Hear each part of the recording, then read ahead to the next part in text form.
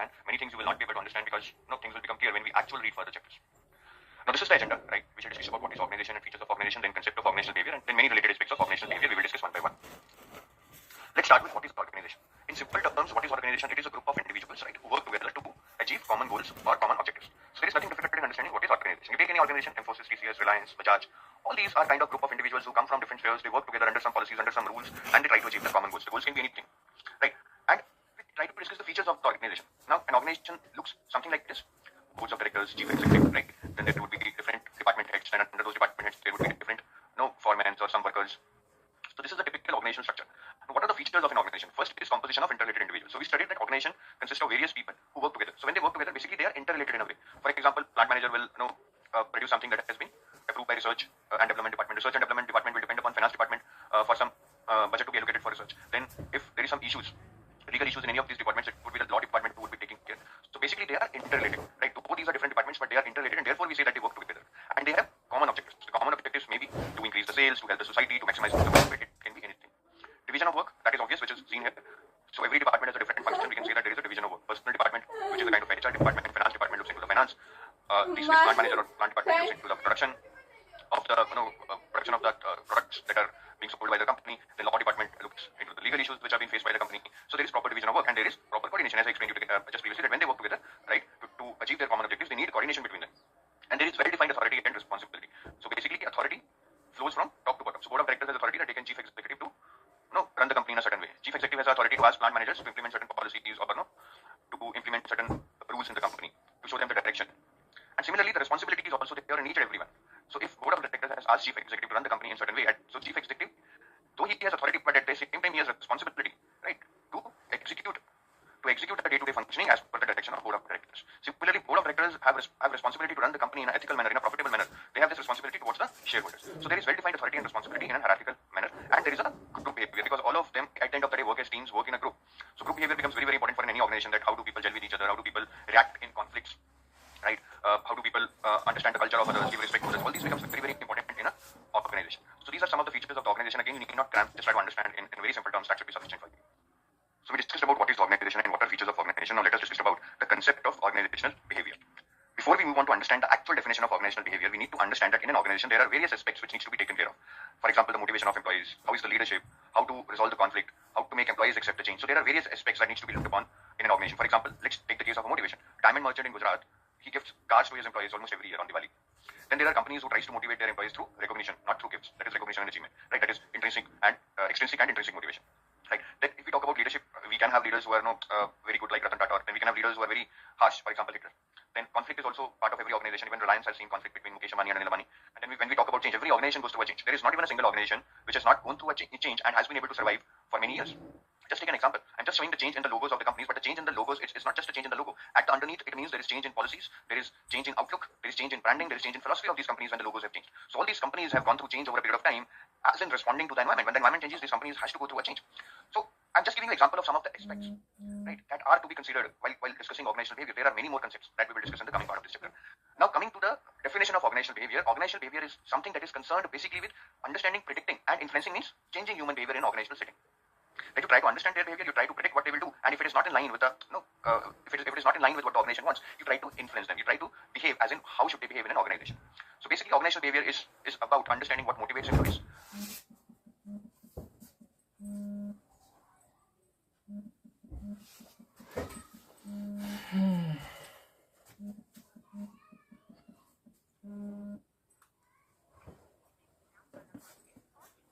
₹1000 तक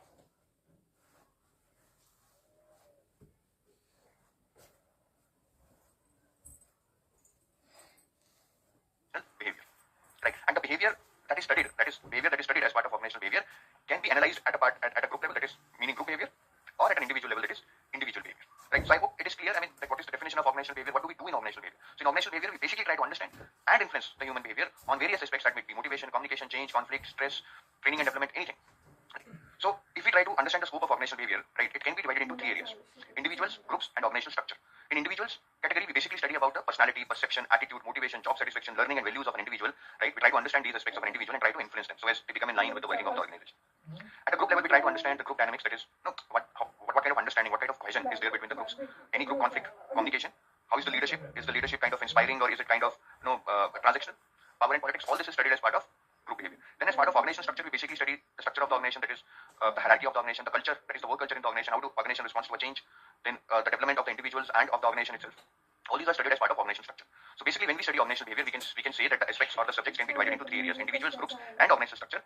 And you need to remember that what is related to an individual, these aspects. Group is basically about communication, power, conflict, cohesion, right? Very logical. And then structure is all about the culture in the organization, the change process in the organization, the structure, that is the hierarchy in the organization. So if you can remember these three areas, I think the sub areas are not something that would be required to be cramped. You can easily even guess them. So if you try to do a concept check, which of the following comes in individual factor in OB? Right. So individual factor, group dynamics. No, group dynamics is what? Group factor. Power is what? Group factor. Development is what? Organization structure. Perception, personality, motivation, all these comes as individual factors. So answer would be option number D or option number 4. Now we shall discuss about the elements, objectives, and disciplines of organizational behavior. So what are the elements of organizational behavior? By elements we mean that what are the core components of an organization. First is employee. Employees basically can exist as individuals, or they also exist in groups. Therefore the group behavior comes into picture. Then structure. Every organization has a structure in which everyone is given a particular role and responsibilities, and there is a proper hierarchy which basically defines the authority and responsibility in the organization. Then the third element of organization is technology. Technology is basically the tools using which you do your work in terms of any organization. So buildings, machines, processes, resources which are used to complete the work defines the technology. The fourth one is the social system. Right. One organization cannot be the only organization in the world or in the country. It cannot give everything to everyone. So there needs to be many other organizations. All these organizations influence each other. They work in a chain. Sometimes they work in a competition. So Reliance, Jio, and Vodafone, they are competitor. But there would be certain companies who would be supplying instruments to Reliance Jio. They are working in a chain. But all of these are interrelated. And when there is interrelation between the organizations, right, it basically influences how the people work with each other.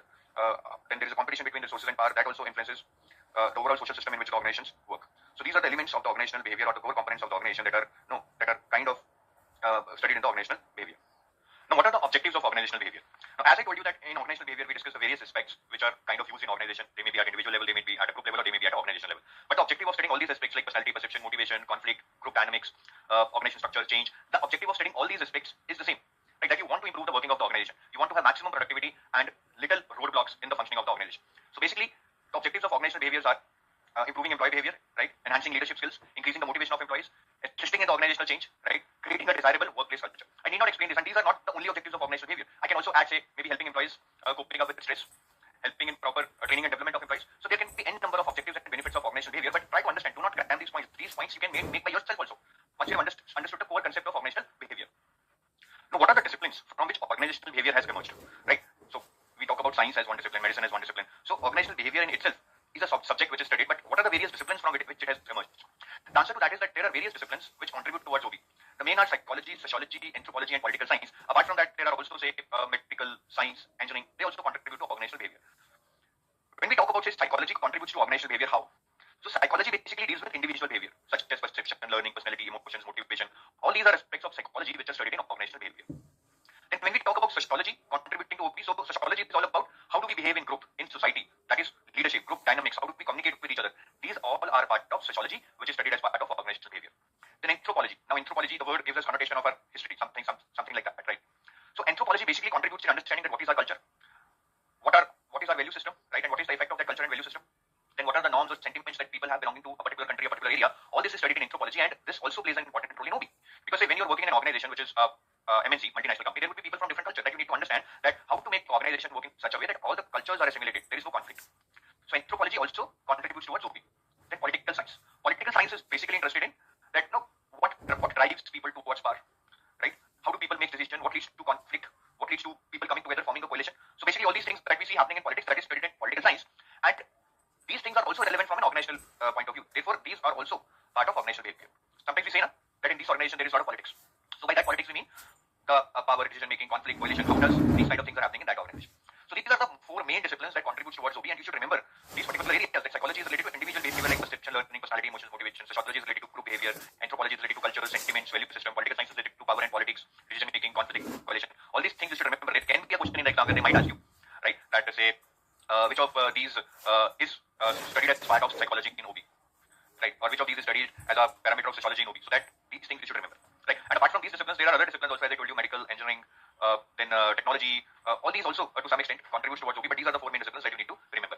Now let us try to do some concept checks. Which of the following is not an element of OB or in OB? Employee structure, technology, learning. So we discussed employee structure, technology, social system are the elements of OB. Learning is not an element in OB. So my answer would be option number D. Psychological aspects in OB deals with what? So that is the question I was talking about. Power? No. Power is related to political science. Motivation and perception? Yes. What motivation and perception are related to psychological aspects. Team formation, that is kind of function of sociology. Value system and norms, that is kind of function of anthropology. psychological aspects, we deals with motivation and perception. That is option number B. Next, we shall discuss about various models related to organizational behavior that helps us to understand organizational behavior in a better way. Organizational behavior models basically tend to provide a framework that how people will be treated in an organization, or how people will interact in an organization. Will they be satisfied? Will they be unsatisfied? So organizational behavior models basically consider two types of variables: independent variables and dependent variables. Dependent variables are the ones which basically are that how these dependent variables will behave will depend upon the independent variables. So independent variables are there at three levels: individual level, group level, and organizational level. These are the same things which we studied under the scope of organizational behavior. That individual level, the personality of an employee, the perception of an employee, the attitude of an employee, the values of the employee will impact how he will be treated in an organization, whether he will be satisfied or not. Right? For example, if certain employee has a value that everyone is equal and boss should not be talking to him in harsh terms, his parent has never talked to him in harsh terms, then when his boss orders him or sometimes reprimands him for his wrong work or delayed work, then it would be against his value system. So he will not be satisfied. Right? Similarly, at group level, if somebody believes that conflict is not the resolution to everything, but somehow people are dragging him into the conflicts because there would be some kind of politics in every organization, then he will not be satisfied. Similarly, at organizational level, if the culture is such that person feels that he is out of place, right, or if the culture is such that there is a lot of biasness towards certain set of people, then he may not feel satisfied in an organization, or if there is too much stress at work, he might not feel comfortable in the organization. So these are the variables, independent variables at three key levels, which kind of impacts that how the employee is treated or he or she feels in an organization. Dependent variables, as I told you, are basically impacted by these independent variables. So his productivity, that how much he is able to work, absenteeism, how many days he is absent from his job, employee turnover, how many employees leave every year, job satisfaction, deviant workplace behavior is that he goes against the rules, right? That he kind of becomes against the company itself, so he starts breaking everything, all the rules and policies and procedures. Organizational citizenship behavior is that to what extent employees goes beyond their duty to fulfill the objectives of the organization, right? So here might be that if one of his colleagues need help, then he might help him after company asks, take him to the hospital, or maybe help in any other way. So that is what organizational citizenship behavior, that is to what extent employees goes beyond their duty to fulfill the objectives of the organization. So independent variables is one set, dependent variables is another set. All these variables are basically taken into account while studying any organizational behavior model, because at the end of the day, it is these variables which impact that how the people will be treated in an organization, how the people will feel in an organization. So since we have now understood the basic framework, the basic variables that are part of organizational behavior models, now let us try to understand the different types of organizational behavior models itself. That what are the various organizational behavior models, right? So these are the organizational behavior models that we are going to discuss: collegial model, system model, autocratic model, supporting model, and custodial model. You will not be able to understand these models from this slide, so I'll explain them one by one as we go through this video. So let us start with the autocratic model. Autocratic model, as we know, is of type autocratic leadership, where management or the owners takes all the decisions. Employees are just directed; their opinion is not taken. They are not involved in decision making. Right. So basically, here lower level employees have very little control over the work function. They just follow the command given by their management, right, or the owners, and they do not question it. Now, when it is appropriate, this is appropriate when urgent action is required, because when you have less time and important decision needs to be taken, then obviously you cannot consult everyone. Employees are unskilled, inexperienced, and submissive. Why? Because the employees who are unskilled and inexperienced, they are used to working in such kind of environment. Whereas educated employees, white collar employees, they cannot work in such an environment where they are not given self-respect. So this model will not be useful for skilled and experienced employees. And this model is appropriate only where lower order needs are to be satisfied, such as money, right? But if you want to satisfy higher order needs, such as say esteem or self-exploration, then autocratic model is not to be used, right? Second model that we are going to discuss is custodian model. So autocratic model has certain drawbacks, that it was all about orders from senior management to lower management, which were kind of one-way communication. Employees didn't feel much motivated and they were not much loyal to the organization. So to overcome that drawbacks of autocratic model, custodian model came into picture. In custodian model, the main thing was that it was based on providing economic security for employees. Economic security means good wages and other benefits such as health insurance, gym facilities, free education to children, canteen facilities. So custodian model, if we say, is based upon providing adequate wages and other benefits which provide economic security to the employees. And once employees are provided with economic security, they will basically be loyal to the company and they will be a little bit motivated, right? So we cannot say that custodian model is the final solution, because still in this model we are not talking about participation of employees in the decision making or higher self-respect for the employees. We are not talking about that. We are just talking about the monetary perspectives, right? So that is the drawback of this model, that we only talk about material rewards such as wages and other benefits. We do not talk about psychological rewards such as recognition, achievement, self-actualization. We are not talking about that, right? So though this model is better than autocratic model, that at least economic security is being provided and employees are being loyal and motivated, but still this does not consider psychological picture. This does not consider psychological awards. The next model is the supporting model, right? Supporting model is neither based upon authority like the autocratic model, or is not based even on incentives like the custodian model. This is based on relationship between the employee and the manager. In other way, we can say that this is all about good leadership, right? Because it is the managers who has to get work done from employees on day-to-day basis. So it is believed that in supporting model, that manager or the company has to be supportive towards the employees to get the maximum out of the employee. So employees are not only made to feel that they are important for the company, but at the same time employees are allowed to participate in the decision making. They are encouraged to give new ideas. Communication is two-way, it's not only one way, right? And overall healthy climate and culture is there in the organization, so as to make organization look good from the human side also. It's not only about work, we care for you. So this model is appropriate when employees are skilled and experienced. You want to fulfill higher order needs like esteem needs, self-actualization needs like that. Employees are self-motivated, because here there is not much control. Rather, it's more based on relationship and trust. So employees should be self-motivated to work, right? And managers must have trust and confidence in the employees. If managers lose that trust and confidence in the employees, then they will start controlling them instead of giving them freedom and encouraging them to implement their own ideas and encouraging them to participate in the decision-making process, right? So these are the things. These are the things that needs to be taken into account, right, when you want to choose a supporting model. Next is collegial model. Collegial model is basically based upon teamwork. It is based upon good understanding with colleagues. It is based upon sharing responsibility, right? So in collegial model, everybody is encouraged to work to build a better organization. That is, everyone takes shared responsibility. Everybody takes ownership of their tasks. Everybody is self-disciplined. So here there is no hard hierarchy, as in boss will order the employee, then only employee will do work. People work in a very cordial manner. They share the responsibility. They take the ownership. They are very self-disciplined and they take pride in being a team. So all this leads to basically a lot of job satisfaction, job involvement when they are taking ownership of their task. It leads to a lot of involvement from them. It leads to a lot of job commitment from them because they, as part of their team, are responsible for something and they would obviously like to complete it. And all this leads to self-actualization. We have studied about self-actualization needs. That need gets fulfilled through this collegial model.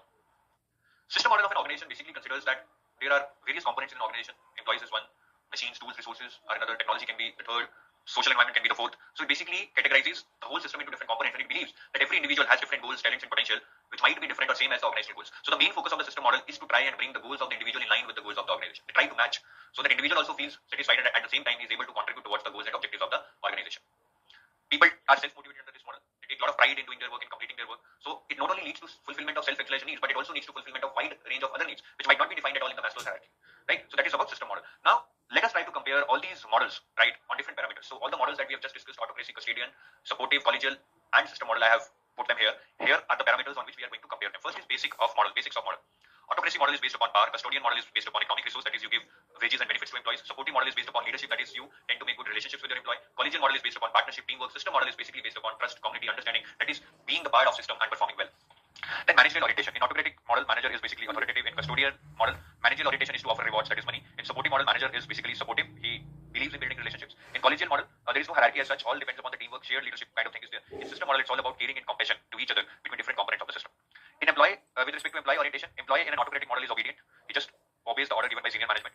Employee in the custodian model is happy with the security benefits that are being given to him. In supporting model, employee wants to perform because he believes that if he performs, he will be able to impress his managers, which will lead to better relations. In collegial model, employee is more responsible because he knows that he is sharing the responsibility. It is a kind of a shared leadership model. In system model, there is a psychological ownership. You tend to believe, and indeed it is, that you are the owner. In a system, you are being given a particular task to complete, and you tend to get that psychological ownership of the things that yes, I am there for this task. I have to do this. I will do this. Then the psychological mindset of an employee, he is dependent upon boss. Whatever boss says in autocratic model, he will agree to. In custodian model, he is basically dependent upon the organization. Whatever organization decides regarding the wages and benefits, he will depend upon the organization for that. In supporting model, it's the partnership between him and his manager, right? That basically defines that how he will perform. In collegial model, it's a teamwork, so he is dependent upon his team. At the same time, he has to be very self-disciplined to take ownership of his tasks. In system model, he is self-motivated. Then the needs of the employees which are met in autocracy model, subsistence, this means minimum needs. In custodial model, it's the security needs like health insurance, gym facilities, or basic wages that he would be getting. In supporting model, he will get status recognition, right? Because you will have a good partnership or relationship with your manager, he will recognize your efforts. In collegial model, it's like shared leadership, you will be given full freedom to define your path. So it's kind of actualization, self-actualization. There in system model, it's not only about self-actualization, but it's also about a lot of other wide range of needs that are fulfilled. So I hope you are able to understand this comparison between different organizational behavior models on different parameters. No need to cram. If you have understood these models, which I just explained in the previous slides, you will be easily able to understand the difference between these models on these parameters. Let us do a concept check question. Which OB model is based on teamwork and shared leadership? Options are autocracy, custodial, supportive, or collegial model. We discussed that it is the collegial model in which basically teamwork is preferred, self-discipline is preferred, shared leadership is preferred. So here the answer would be option number D. So we have discussed about types of organizational behavior models. Now we will be discussing about issues that are addressed through OB or in organizational behavior. So there are various issues, right, that are addressed through OB organizational behavior. We have already discussed that OB, the scope of OB deals with solving individual problems related to personality, perception, attitude, motivation, value system, or group behavior such as group dynamics, conflicts in the group, power and politics in the group, or organizational structure such as a lot of mismatch in the structure of the organization between the power and responsibilities, the bad organizational culture, resistance to change. All these issues in these areas can be addressed through OB. So we are going to discuss some issues that are addressed through OB. The list is really long. Though I would be discussing some issues that are addressed through OB. The remaining ones can be read from the notes in your course. They need not need much explanation. So first is globalization. Globalization basically means that everything is getting integrated. A company in India is selling products to customers in US. The employees of or the citizens of US are working with Indian companies. So that is called globalization. With globalization, a lot of problems are created. For example, the problem of ethnocentrism. Ethnocentrism is a problem in which one believes that his culture, his value system is more important than the culture or the value system of other groups. Right? So if you start believing in ethnocentrism, you start looking down upon other people. You feel that your culture is more important, everybody shall behave like you, and you will not be respecting the culture of others. So ethnocentrism is something wrong that can breed a lot of conflict. Then when companies are working in different countries, for example, Infosys is supplying software to different countries, it has offices in different countries, then they have to comply with the regulatory norms of different countries, which can be poles apart sometimes. So adapting to different regulatory norms in different countries can be really, really challenging at sometimes, and this is one of the main drawback of globalization. Then the next issue that can be addressed through OB is integrating mergers and acquisitions. So when two companies integrate, when mergers and acquisitions happen, right, there is integration with respect to products, there is integration with respect to the offices, people. A lot of things are getting integrated when two companies are getting merged. But the point is that integrating, say, office space, integrating, say, you can say the products, it can be easy. But the integration of human dimension, that is the integration of people working in different organizations who are used to different work culture, right, who are used to different philosophy, who are used to different group behavior, it might be really difficult to do people integration of such people who have different expectations, right, during mergers and acquisitions. Then managing knowledge workers. Who are knowledge workers? Knowledge workers are the people who basically acquire knowledge and they deliver through that acquired knowledge. So if you are building a software, you are a knowledge worker. So there are a lot of problems with knowledge workers. First of all, they want challenging jobs, in which they can constantly acquire new knowledge, implement that. But sometimes it becomes really difficult for an organization to keep giving challenging work, because after some time, the work that they have given to them will become a normal work for them. Then autonomy. They want a lot of freedom. At times, it becomes difficult to give them a lot of freedom, because ultimately you have to work within the policy and the rules of the company. Then knowledge workers want immediate feedback and rewards, which at times can again become difficult. Right? That you keep track of everybody, you keep giving feedback to everybody, and you instantly announce rewards. Professional commitment is another thing. Right? So by professional commitment, I mean that knowledge workers are very professionally committed. They want to acquire more and more knowledge, and sometimes to acquire more and more knowledge, they start shifting jobs because they want something new, maybe after 3 months, after every 6 months. So that again becomes really challenging for the organization, and sometimes the attrition rate gets really higher. The lifestyle, people want flexi timing, people want job sharing, right, in which two people are doing the same job, and depending upon their availability, both can share the load. People want telecommuting. So a lot of lifestyle related demands are there from the knowledge workers, which at sometimes can be very difficult for a company to fulfill them. Apart from that, managing workforce diversity. Now, like in globalization, there are people from different cultures. If I see India, forget about globalization. Within our country, if we start hiring Indians, there would be a lot of workforce diversity. People from SC, ST, female employees, OBCs, disabled or physically handicapped, ex-defense, CWS. All those people belonging to different categories would be working in the same organization. That sometimes creates conflict, which should not be there. Intentionally and unintentionally, there are still many men in our country who are biased towards female, that they are not competitive. That is the wrong perception they do carry. Then there is caste war that have been seen in a lot of companies, that people belonging to one caste or one category will form a different group, people belonging to another caste or category will form a different group. So these kind of workforce diversities can be sometimes really, really difficult to manage, which again can be handled through proper organizational behavior techniques. Right? So I hope now you're clear about what OB is all about, what kind of problems OB is trying to resolve, what are the different models of organizational behavior. I think this much is sufficient for you to understand the fundamentals of organizational behavior. Right? Because in the coming part of the course, we shall be discussing a lot about different aspects, right, of OB, such as conflict, motivation, perception, culture, structure, change. All that would be discussed. Don't worry about that. Thanks for watching this video. Going through these two areas of personality and perception one by one. First of all, we'll be looking at the topics related to personality, and then we'll be looking at the topics related to perception part. Alright, so first of all, we'll start with personality. So in this particular video, which two topics under personality we'll be discussing? First of all, we'll be seeing the concept of personality, basically how the personality of a person is defined, or what is the definition of personality. Then we'll be going through the various theories that have been given by the experts of personality. Alright, so let us start the video first of all with the concept of personality. Alright, so if you look at personality, alright, so personality is a term basically which has been derived from a Latin word persona. Now, no one is going to ask you in your examination that what personality has been derived from, but if it is the subjective examination part, then this kind of information can really help you in starting an introduction of your answer. Alright, so basically the term personality has been derived from the Latin word persona, which means to speak through. Okay, now this Latin term basically denotes the mask which the actors they used to wear in ancient Greece and Rome while performing. This personality was earlier used to basically define in terms of external appearance, how the external appearance of a person influence the audience. Okay, till today also personality is in general terms many people look personality as something related to the external appearance of a person, how the person is looking, how the person is dressed, how the person is moving, how the person is sitting. So these traits are basically attributed to the personality of a person. Okay, but we cannot say in the present world, in the modern context, we cannot say that mere external appearance can define personality. Alright, now you have a person here in the image, Mahatma Gandhi. He may not have the best of physical personalities, he may not have the best of, you may say that a physique or external appearance, but his personality was unique from others of his time. Okay, so though external appearance forms an important part of the personality of an individual, but it is not the whole of a personality of a person. So how we can define personality? So basically, if we look at the very basic definition, so personality is a pattern of unique characteristics, or unique characteristics. This term is very important and relatively enduring. Enduring is basically long lasting. So unique characteristics which are long lasting. Now some characteristics, for example, a person adopts a characteristic for a day or for a two. For example, someone who is not well dressed normally, but he wants to go to a marriage and wears a good dress. So you cannot say that his personality feature is that he has a good dressing sense. No, that is not an enduring or a long lasting trait of his. Okay, someone is courageous. So that is someone is not courageous, for example, but at some certain point of time he was used to show some courage, but that is not a long lasting feature of his. Okay, so that should be a unique characteristic, plus that should be long lasting, which gives individuality. Now there are various characteristics. I'll be discussing the example of Mahatma Gandhi with you. There were certain characteristics which were unique to Mahatma Gandhi, which were his long lasting traits and which gave him a separate individuality. Okay, and consistency to his behavior. Now if we look at the characteristics of Mahatma Gandhi, you will be able to easily relate to yourself with this particular definition. So it's one of the simplest definitions that is related to personality, and you must have this definition in your mind if there is a subjective question related to your personality part. Okay, now what were the unique characteristics of Gandhiji which gave him a unique personality? If you look at them, he always favored truth and honesty. He condemned violence, kept himself away from materialistic desires, and walked a path of high moral. Now these characteristics were unique for that time. Okay, not everyone was following these traits. Alright, and he also followed them throughout his life. So these traits were long lasting as well. Okay, he never walked slowly, he would always walk fast and with energy. Now this is something related to the physical personality of Mahatma Gandhi. He never slumped while sitting, he would always sit straight and be firm. One more characteristic trait, he was very much fond of cleanliness and neatness. One of the personality features. So personality is not just about how a person is looking. Personality is the overall definition that how the person does everything in his life. Okay, all the behaviors, all the traits of a person defines his personality, not just the physical appearance. Okay, alright. Now there are certain personality theories that have been given that are important, that can be asked in your examination. Now the personality theories, more so the question that you can expect will be of objective kind. Okay, but even if there is a subjective question, you can use the reference of these theories. Alright. So what are the various theories? First of all, there is a psychoanalytic theory, then there is a socio-psychological theory, then there is a trait theory, and then self theory. So basically we have to cover these four theories under the personality theories. Alright, so we'll be first starting with your psychoanalytic theory. Now what is psychoanalytic theory? So basically this theory, what this theory is suggesting is that man or human being is motivated more by unseen forces. Now what do we mean by unseen forces? The situation or the forces which are are not in control of that person, then motivated by things which are not in control of that person, then he is controlled by conscious and rational thought. Okay, so these enforcing forces have a more weightage in man's motivation as compared to his consciousness and his rational thought. Okay, now this theory has been given by Sigmund Freud. Now it's very important that who has given this particular theory. Okay, so Sigmund Freud was an Australian neurologist, and though other theorists or other thinkers have also made some contribution to this particular theory, but the most significant contribution has come from Sigmund Freud. Okay, now this particular theory has three aspects. One is the ID, the other is ego, and the third one is superego. Now we'll be discussing these three aspects one by one. Okay, all right. Now ID. So basically, ID seeks immediate gratification for biological or instinctual needs. Okay. Now, according to Freud, these instinctual needs can be basically classified under two categories. One is your life instincts and the other is death instincts. Now, what are the life instincts? For example, hunger, thirst, sex. So basically, these are the basic needs of a human being.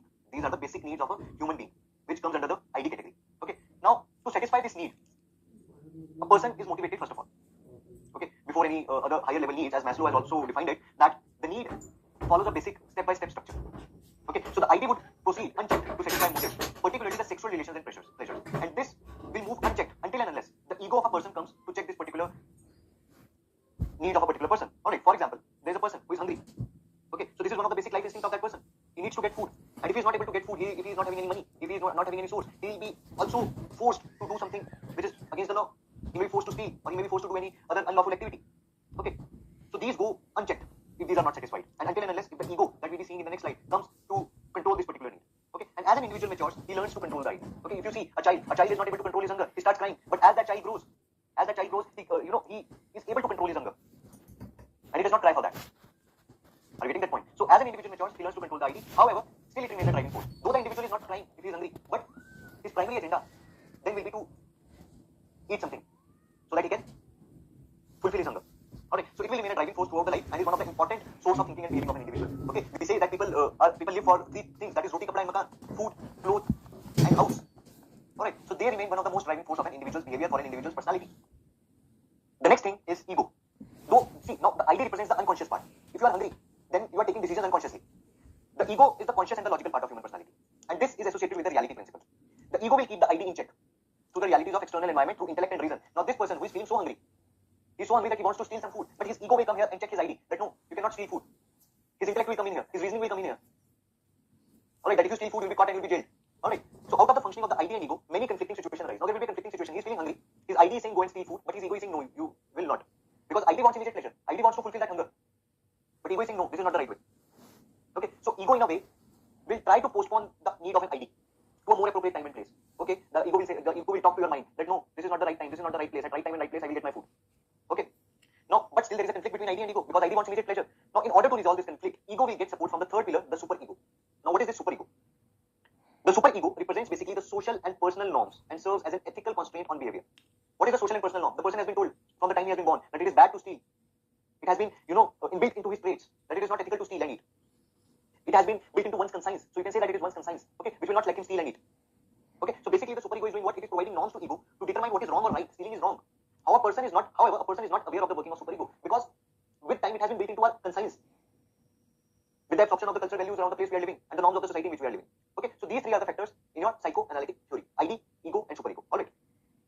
Now there are some critics also of your psychoanalytic theory. Now what are those critics? First of all, the psychoanalytic theory of Freud is based on a theoretical consumption rather than a measurable item. Okay, so you cannot measure the theory.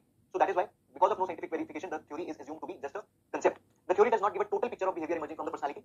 However, this theory gives an important insight into personality structure and the idea of unconscious motivation. So the basic idea that this theory of Freud is giving is that the unconscious motivation is one of the important things that influences the behavior of an individual, and thus this concept is used by various behavioral scientists in determining their theories ahead. Alright.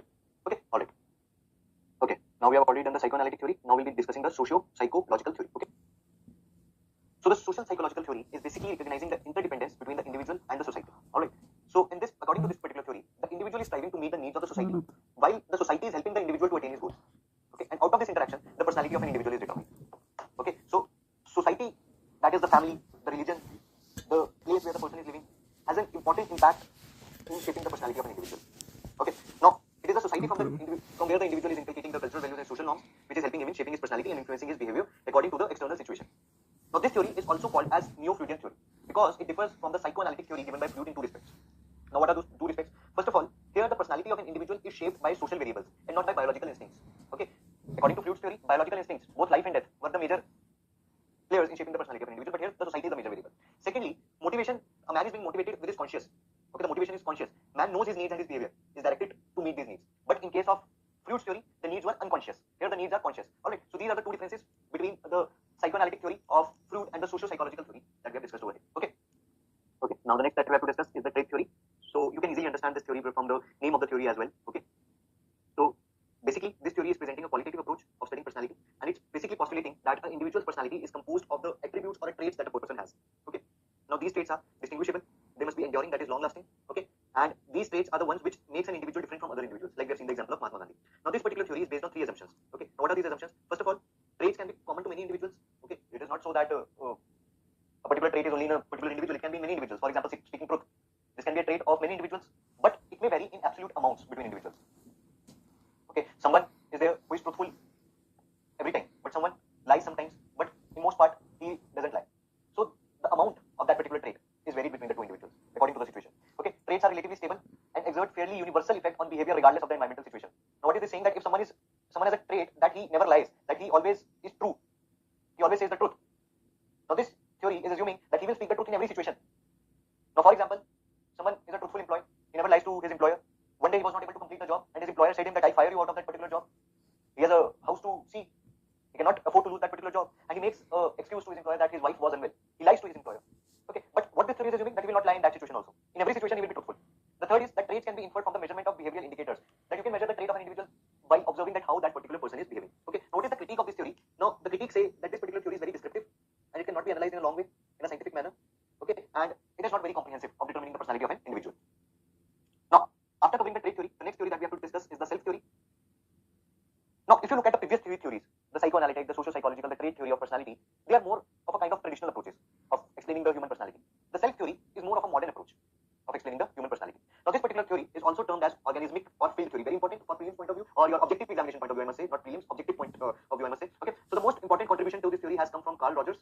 Now, there are four factors in self-concept theory. Now, what are those four factors? The first one is self-image. Now, what is self-image? It is the way one sees oneself. Okay, every person has certain beliefs about who or what he is. You also have certain beliefs about yourself. Okay, everyone has. No one in the world, no human being in the world, you will find that he has not certain beliefs or he has not a certain way of looking at himself. Okay, now then there is an ideal self. Now there is an ideal self. Now what ideal self is denoting? It is the way one would like to be. It is also present in almost all the human beings. You want to be like someone. You want to have certain characteristics. You want to have certain traits in yourself. You want to have certain personality in yourself.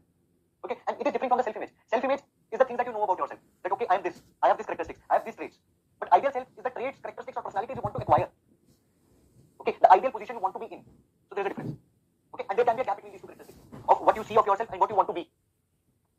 And this ideal becomes an important stimulus for a human being for selecting, for doing a particular thing. Now you want to be an officer, you are studying, you want to be RBI officer, you want to go into RBI. This is a stimulus for you. You see yourself in that particular office. Okay, and accordingly you will choose your activities. Are you getting it? Alright. The third one is looking glass self. This also happens. You can relate all these areas with yourself. Okay. Now it is the perception of a person about how others are perceiving his qualities and characteristics. We try to judge by looking at a person that what he is thinking about us, what he may be thinking about us. We try to judge their body language, that what he is thinking about us. Okay. So basically, this is our perception of others' perception. We are percepting that what the other person is percepting about us, and ultimately, we start thinking that a particular person is perceiving this about me. Alright. Now, for example, there is once again an employee and an employer. Okay. Now, one employee is being scolded by his or her employer daily. Now what that employee is getting a perception that his employer is not liking him, that the employer does not like his work, the employer hates him. This is the perception that the employee will make about himself, that he is not good at work. The employee will say that okay, I am not good at work, that is why my employer doesn't like me. Okay, so basically it is a kind of a social product which is emerging from face-to-face interaction with others. Okay, then there is a real self. The real self is what one really is. The real traits in ourselves. Okay, now the first three aspects of self-concept are the functions of individual perception, how we are perceiving that what we are, how we are perceiving that what we want to be, how we are perceiving that how others are looking at us. Now the real self is the real traits, the real characteristics. It is not a perception. Okay, so these are the four areas of your self theory. Now concluding this self theory, we can say that in analyzing organizational behavior, the self-concept can play a very significant role. A person perceives a situation depending upon his self-concept, okay, how he perceives about himself, how the ideal place he wants to be, how the other person is feeling about him, what are his real traits. Now all this will be directly influencing his behavior. Okay, and every person can have a different self-concept. And according to their self-concept, they will be needing different managerial practices. Okay, so it is very important for a manager of an organization to determine this self-concept of a person, that how a person is having various perceptions about himself. Okay, alright. So alright friends, we have discussed these two topics, concept of personality and personality theories. We'll be discussing more of the topics related to your personality part. Okay, so I hope you like the examinations. So keep it up and keep doing it. until and unless you get your success. Okay. Now we are discussing the personality and perception part from the management area. Okay. We have already seen one video related to your personality, in which we basically first of all saw that how personality is defined, and then we have also seen some of the theories related to personality. Okay. Now this will be the second video, and in this video what we'll be discussing, we will be looking at the concept of personality development. Now here also some theories and some concepts that have been given by the experts will be discussed in this particular topic. So let us quickly start it. So first of all, what is personality development? Now, if you look at personality, if you look at yourself also, personality is not something that develops once in your childhood and that becomes a stagnant process. There is no, improvement in the personality or no addition of new traits into your personality. Okay, so this is not the thing. Personality is a continuous process. It keeps on evolving. New traits keeps on coming into a person. Old traits sometimes get out of a particular person. Okay, so it is a continuous process, and you can see that personality develops in a person through different stages of the age. Okay, some traits are added when you are a child, then when you go to the adolescent age, then you become an adult. Okay, so according to your age, the personality keeps on evolving. Okay, and at each stage, a person develops different aspects of personality. These stages now have been defined differently by different personality theorists. Okay, now we are going to classify into two types. One is the Freudian stages that have been given by Freud, and other is the non-Freudian stages. And in the non-Freudian stages, we'll be basically discussing the Erikson's psychological stages. Okay, so first of all, we'll be discussing the Freudian stages of personality development. So Freud was one of the first theorists to formulate a meaningful stage theory of personality. Now, what Freud said, that personality development is basically a result of interaction of four main sources of stress. Okay, there are sources of stress in a human life. Now, what are these sources of stress in a human life that are, resulting into development of a particular personality? These are physical growth process, frustration, conflicts, and threats. So these are the four kinds of stresses which result in a development of a particular personality. Okay, now these stresses or these sources basically affect an individual at different stages of his life, at different ages of his life. Okay, now these ages or these stages of an individual's life where these stresses affect him in the development of his personality are five that have been given by Freud. Now these are first of all oral stage, then there is an anal stage, then there is a phallic stage, latency stage, and then the genital stage. So you can understand from the terms itself that the Freudian stages are more of a sexual oriented. Okay, more of a sexual oriented stages. Okay, because sexual requirement or sexual intimacy is one of the things that Freud has said is one of the major ID. We have already discussed about the Freudian theory of ID, ego, and superego. Okay, so sexual intimacy or sexual requirements is one of the ID that basically plays a huge role in the development of the personality of an individual and also plays a huge role in the action that an individual is taking. Okay, so Freud believed that these stages are the main driving forces of personality development. Now we'll be very briefly going to discuss about some of the points related to these five stages. Okay, now what you have to understand over here that how the examiner is going to ask you the question. First of all, he can ask you a question that stage theory of personality was given by whom. Okay, so objective question can be asked from this area. The sources of stress can be asked. Okay, the five categories, the five stages of life can be asked in your examination in objective format. Okay, now we'll be basically discussing very briefly about these stages.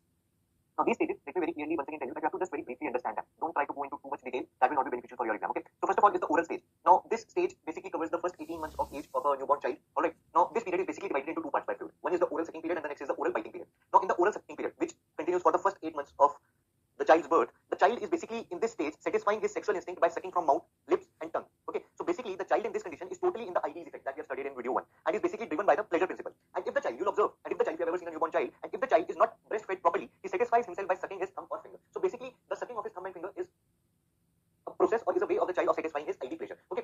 Then there is the oral biting stage, which is from 8 to 18 months. In this particular stage, ego starts separating from ID. Now in this stage, if the child is not properly breastfed, he will further resent it. He will further resent it if you are not properly breastfeeding the child. Okay, so a kind of ego in the child is being developed. Okay. The next stage is anal stage, which is 18 months to 3 years. This is 18, alright. So 18 months to 3 years. Now in this stage, what happens is ego starts separating in the child. Okay, the child starts to understand that he is from a particular sex, that he is a boy or he is a girl. The child starts to understand that particular thing. And at the later period of his age, he also understands the social value of toilet control. He understands that it is very much embarrassing to pee in the open, alright. So or pee in the pants or in the knickers. So he basically is trying to understand the social value of toilet control, and it's a very important stage because if in this stage proper attention is not paid to the child, he will experience stresses which can affect his personality according to Freud. After that, the next stage is the phallic stage, which is from 3 to 7 years. Okay. Now, at this particular stage, the child learns to discriminate between the male and the female genitals, and this difference is basically observed by observing the brothers and sisters at home. Okay. Now, in this particular stage, the sexual instinct of the child is satisfied by touching his sex organ. So, basically, the satisfaction is being over here. Next is the latency stage. The latency stage is where the sexual instincts are usually at the time of sleep. Okay. So, outwardly interest grows in the child while he starts enjoying playing and talking with friends. Then there is a genital stage, which is from 12 to 20 years. Now, in this particular stage, the person starts seeing his genitals as their sex organs. Okay. And it is also observed that at this particular stage, when the boys and girls are alone, they feel depressed and defeated. And to satisfy themselves, they basically go for some sexual activities like masturbation and all. Okay, so all these play a huge role in the development of the personality of an individual, which is being defined by the Freud in its stages. But if you look at the Freudian stages have been criticized by the future theorists because of the various reasons. Now let us see some of those reasons. Okay, so the Freudian stage of theory personality development is basically based on the satisfaction of sexual instinct, and this is one of the major problems that has been discussed by the future theorists. They say that the personality development is not everything about sexual instincts. Okay, and you cannot conclude that all the behavior that a child is expressing is because of his sexual instincts. Okay, so that is why the modern psychologists are not agreeing with the Freudian stage theory, and the disagreement I've already told you is that the way the terms are being used, like the oral for dependent, anal for compulsive, and genital for mature. So all the things are being related to the sexual instinct. So that is why future theorists have defined it in a better way. Now we'll see that how non-Freudian theorists like Erikson have defined the stages of personality development. So as I've already told you, that modern psychologists did not agree with Freud of overemphasizing on sexual instincts. Okay, and some of the prominent psychologists who were disagreeing to Freud are like Jung, Adler, Horney, Fromm, and Erikson. Okay, now they basically said that apart from sexual instincts, there are other environment variables also which play a huge role in the development of a human personality. And among them, we are going to discuss the Erikson's psychological stages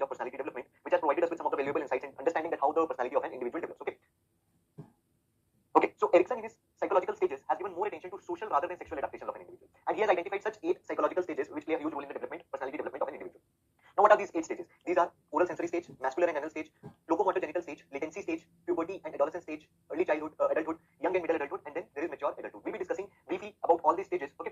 So Erickson also has asserted that psychological crisis will occur at each of these stages. There will be some crisis that an individual will face at each of these particular stage. Okay. And each crisis must be optimally resolved so that a proper personality development of an individual can take place. But Erickson has also given a caution that because these 8 stages are not totally separable, when you are discussing about a personality development of an individual, you cannot completely separate the stages in his life. They are all, overlapping on each other. Okay. And therefore, it can be very difficult that you can completely resolve a particular crisis at a particular stage. Okay. It is completely impossible. Okay. Now, let us discuss very briefly some of the stages. So the first stage is the oral sensory stage. Okay. Now, this particular stage is from the birth to the first year. Okay. And in this stage, the child is basically trying to resolve the crisis of trust versus mistrust. These crises are very important. You can directly expect the questions in your phase 2 objective type about the crisis and the age or the stage of development. So here the child is facing the trust versus mistrust crisis. Okay. The infant who is, properly cared will develop trust in people, while the infant who is not being cared at this particular stage will develop a mistrust in people. Okay. Now, this stage has a huge impact on a child that it will influence his behavior for the remaining life. Okay. And the child will try to resolve the crisis of trust versus mistrust and develop a personality based on the way he lives in the family. Now, if a child lives with criticism, he will learn to condemn. That will become the part of his personality. If a child is living with ridicule, he will learn to be shy. If a child lives with shame, he learns to feel guilty. If a child is living with some tolerance, he will learn to be patient. If a child is encouraged, he becomes confident. If a child is praised, he learns to appreciate others. If a child lives in the environment of fairness, he learns to be just. If his, if his brothers and sisters are also treated in the same way, in the way that he is treated, then he'll learn to appreciate this thing. He'll learn to become a just person. If a child is living in the environment of security, he learns to have faith. If a child is living with approval, he learns to like himself. If he's being approved, that okay, he values. Now, for example, most of the girl child in India, they are not getting approval. They do not get approval in their families. They are not being, accepted. That okay, we have got a new child. No, they are not accepted. That is why they, from the beginning, you see many of the girl childs who are not being properly cared of, do not like themselves. Okay, so this is the thing that is basically coming over here, the crisis of trust versus mistrust. If the good is happening, the child will develop a good personality trait or a good behavior. Okay, all right. The next is the muscular or the anal stage, which is from first to second year of age. Now, this is the early childhood stage of life. Now, here the child develops the sense of autonomy. Okay, if his behavior is approved, if the way that he's behaving, it is being acceptable to the parents and other people of the house and the people who are coming in the house, if they are accepting his behavior, then the child will develop a sense of autonomy that what he's doing right. Okay, now if the child is facing disapproval by the elders of the family, if the elders are saying, no, this is not good, no, this you are doing is not good, no, that you are doing is not good, then the child will develop a sense of doubt and shame. He will think that he's not doing anything right. Okay, so he'll stop experimenting also. Okay, so here the child is facing the crisis of autonomy versus doubt. If he's getting autonomy, if he's getting the approval of his parents and the family members, then he will consider himself worth it. Okay, and if he's not, then such people become very shy.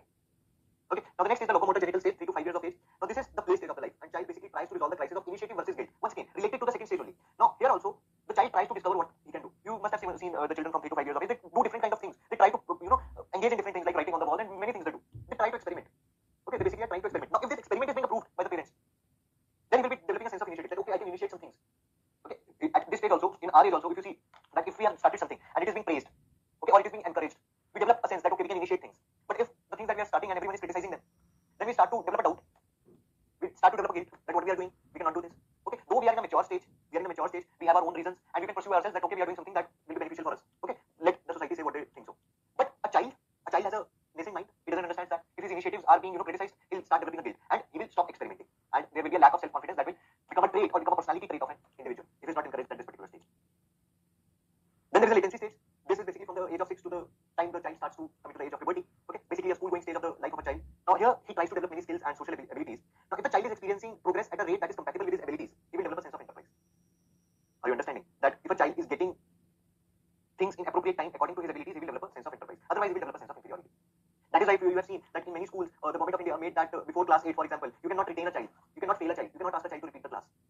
And this step has been taken so that this crisis of enterprise versus inferiority can be dealt with. Because if a child fails in class 6 and he has to repeat the class again, then he will develop a sense of inferiority among his friends in the class. Okay, then there is the stage of adolescence from 12 to 19 years of age. Now it is a teenage stage of life, and an adolescent person here tries to gain a sense of identity and tries to establish himself as a socially different person from his parents. And the autonomy, initiative, and enterprise that have been developed at the earlier stages that we have seen will play a very important role in helping the teenager to resolve the crisis of identity versus confusion at this particular stage. At this particular stage, you all have gone through this particular stage. You also have seen that how much confusion a particular individual faces. He is not able to identify himself, that what he is capable of. Okay, so the earlier 4 stages will help an individual. If there is a proper development at the earlier 4 stages, they will help the individual at this particular stage. Otherwise, the individual will be facing a lot of confusion at this particular stage. Okay, then there is a stage of early adulthood. This is the stage of early 20s of the life in which the person is trying to resolve the crisis of intimacy versus isolation. Okay, the adult is confused that do he want a stable relationship with someone or he wants to be in an isolated format. Okay, and this sense of identity which is developing into this stage is basically helping the person to develop deep and lasting relationships. Alright. After that comes the young and middle adulthood. Now this is the late 20s of life in which the person is trying to resolve the crisis of generativity versus stagnation or self-absorption. Now what is generativity? Now a generative person attaches more importance to society as compared to themselves. Okay, they think that they are a part of the society and it is important for them to go go along with the society. Okay, for them, productivity at work and potential advancement in career becomes very important. They try to be innovative and creative. Okay, on the other hand, a self-observed person, he does not develop an ability to look beyond themselves. They just look after themselves. They remain preoccupied with their own development and do not show any concerns for the future generations. So these are self-observed persons. Okay, so this crisis a person has to see. You must have also seen in yourself that at various times of your life in this particular stage, you might be seeing that, okay, what I do not care about the society. And at the other time, you may also very much think about the society, that what people will be feeling or what people are thinking about you. So this is a crisis that you are facing at this particular stage. Okay, then there is mature adulthood. Now this is the third phase of the life. In this, the person is facing the crisis of integrity versus despair. Okay, so basically at this stage, the person is now fully mature. He has some wisdom, he has some perspective. Okay, and now he guides the younger generation according to the experiences that he has seen. Okay, now, all right, let us conclude the Erickson's psychological stages. So according to Erickson, the most widely known crisis is the identity experience of adolescence. All right, identity versus confusion, because it will decide the career path that an individual is taking. It will basically the decision of a lifetime that an individual is taking at this particular stage. Okay, and it will reintegrate the past goals, the goals that have been set by the individual while he was a child, that I wanted to become a pilot, the goals that have been set for the child by his parents, my child will become an engineer, with the present goals, when the child will identify himself, that okay, I want to become this, I want to do this, these are my quality traits, this is my personality.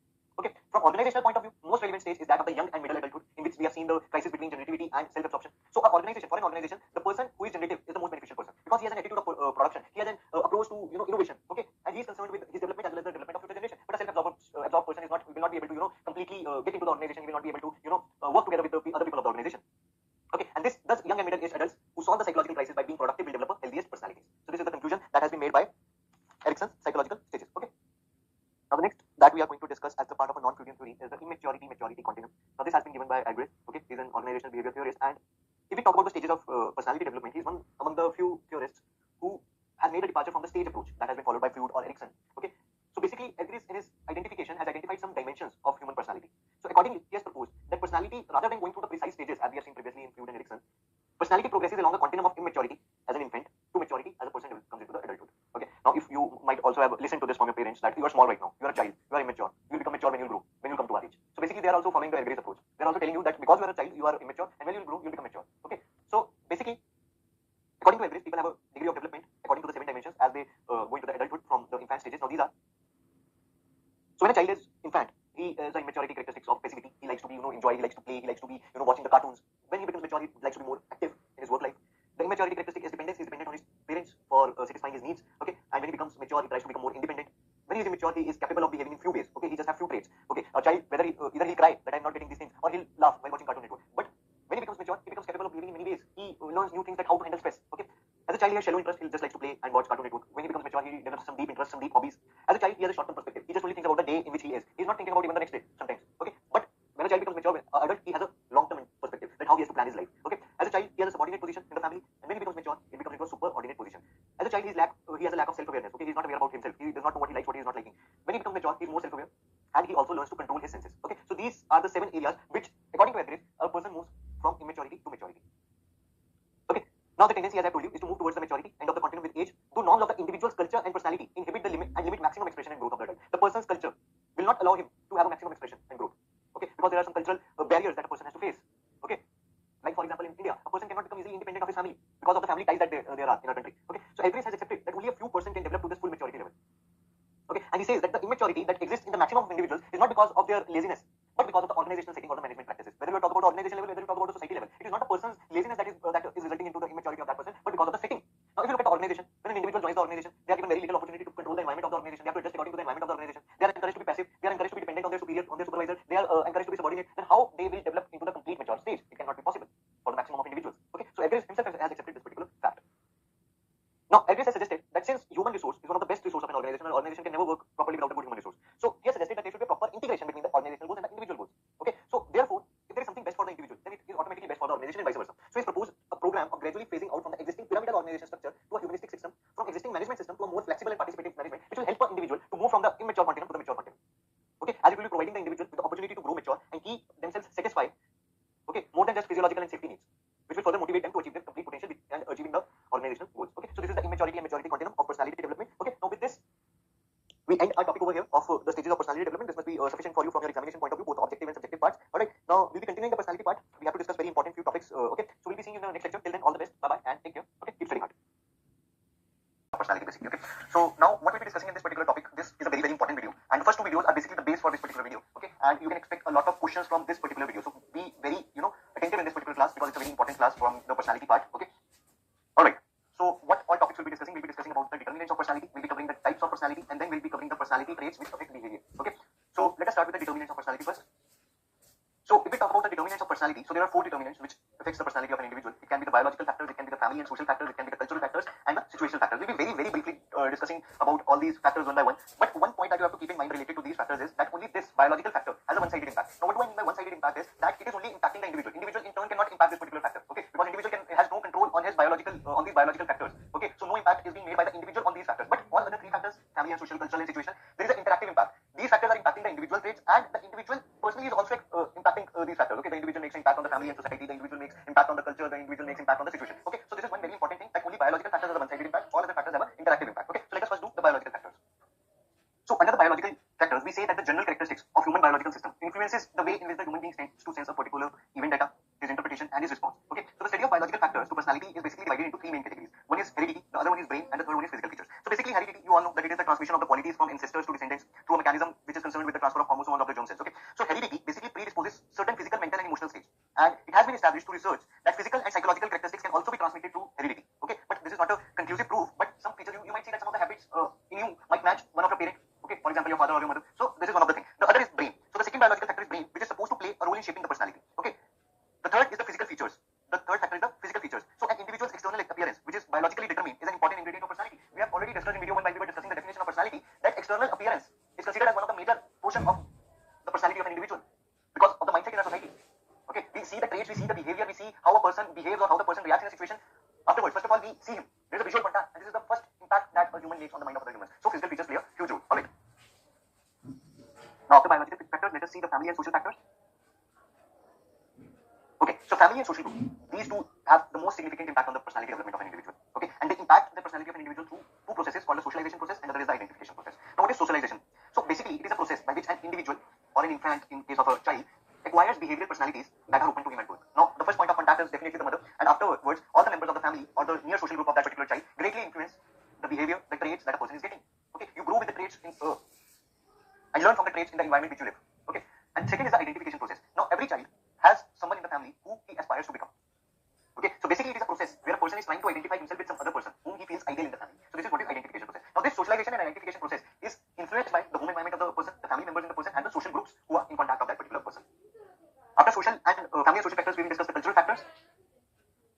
So the cultural factors basically determine the attitude of a person towards independence, aggression, competition, cooperation. There are many cultures in India, and though you can say that it is the continuation of the social factors that we have seen previously. As the child grows, the culture around him, the religion he is from, the region he is from, the language he is speaking, all these factors influences a lot. Okay, there are certain religions which may put restriction on the independence of a person related to something. Okay, we have various religions in India, and all the religions to some extent put some limitation on a person. Okay, so it basically is influencing the development of personality traits in that individual. Okay, but you have to understand this.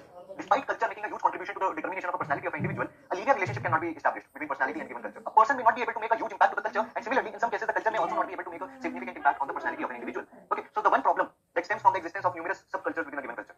So the workers are not influenced by the same culture as managers are, and this is one of the major problems that the organization faces. And the last determinant is the situational factors. So, see, there are various situations a person has to go through, and these situations may put pressure on an individual. So basically, different situations, they exercise constraint as well as provide a push to an individual. Alright, they provide constraint as well as provide push to an individual. Now, for example, we take an example of an employee. Okay, we take an example of an employee. Alright, now a particular employee working in an organization may not be happy with the behavior of his employer. Okay, he is not happy with the behavior of the employer. The employer scolds him, the employer abuses him, he is not happy at all. But he has a family to look after. So this particular situation, the employee, though he is not liking his work, though he doesn't like his employer, the employee cannot leave the job because of the constraint the situation he is in is putting on him. Okay, at the same time, the employee may also be encouraged to leave this particular job and find a better job. So it may also provide a push. So it depends on the individual. Some individuals take the constraint and some individuals take a push from the same situation.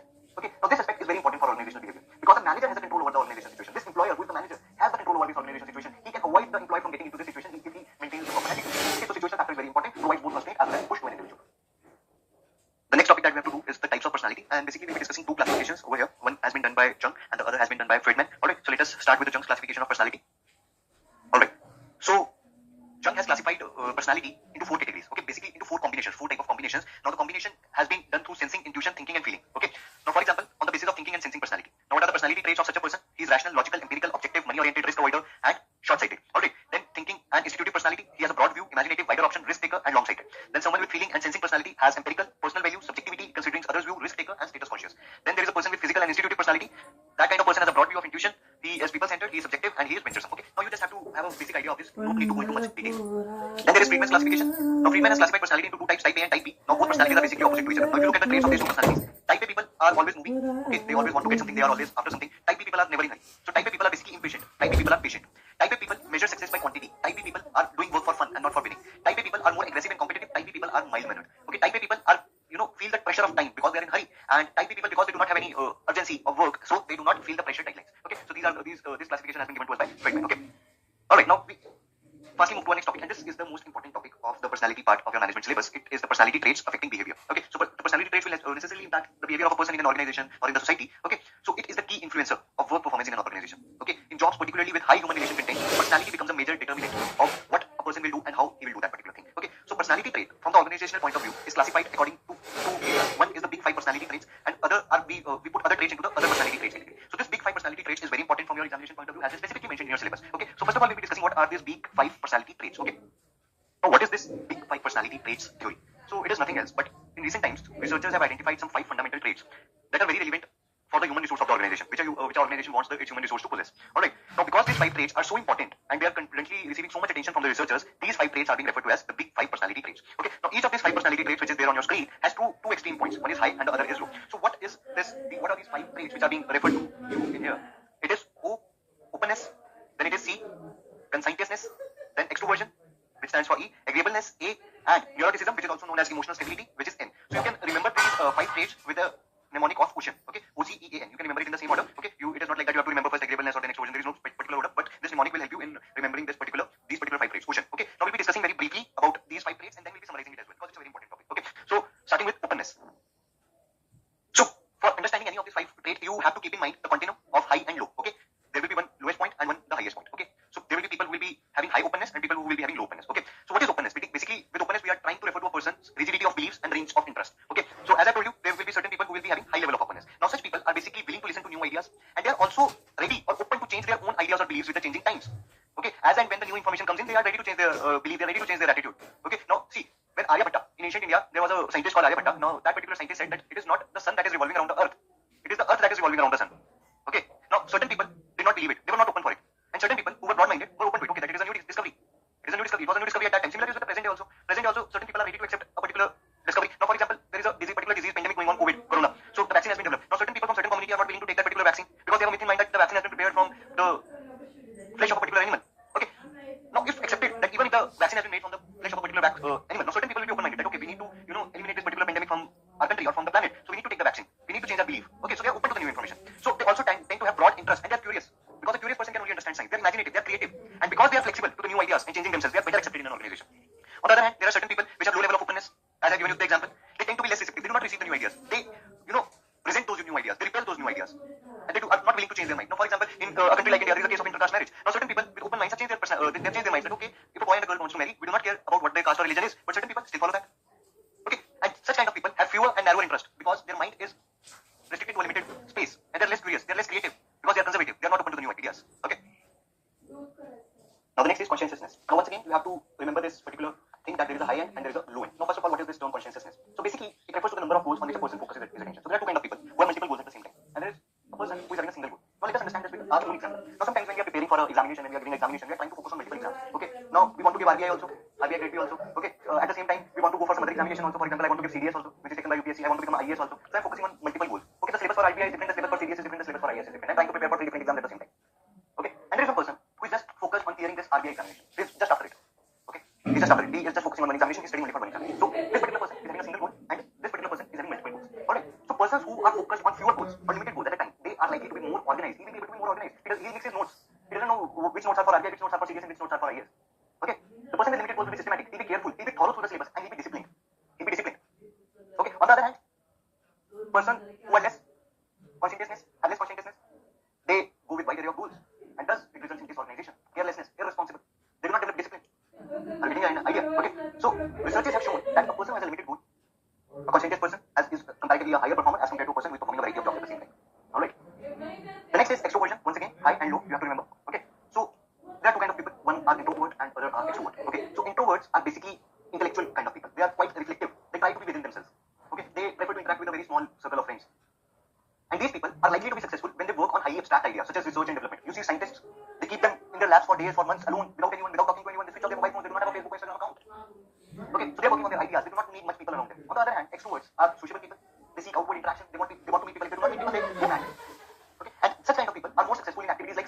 in publicity department, in public relations department.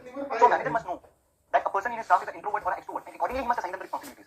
It should not be the case a person who is introvert, he has been put into the publicity department or into the public relations unit or into the sales activities, and a person who is extrovert, you are putting him in a room for 12 hours a day with no one to talk, he'll go mad. Okay, so this is one another trait that the managers have to keep in mind. Now the next trait is agreeableness. You may confuse it with openness or extroversion, but it is slightly different from these two traits. Alright, so what is agreeableness? Basically it refers to a person's ability to get along with others. Now what was openness? Openness was basically some person who is ready for new ideas and the other person who is not ready for new ideas. Okay, people who are ready for change, people who are not ready for change. That was openness. What was extroversion and introversion? It was a characteristic feature of people or a person prefers to.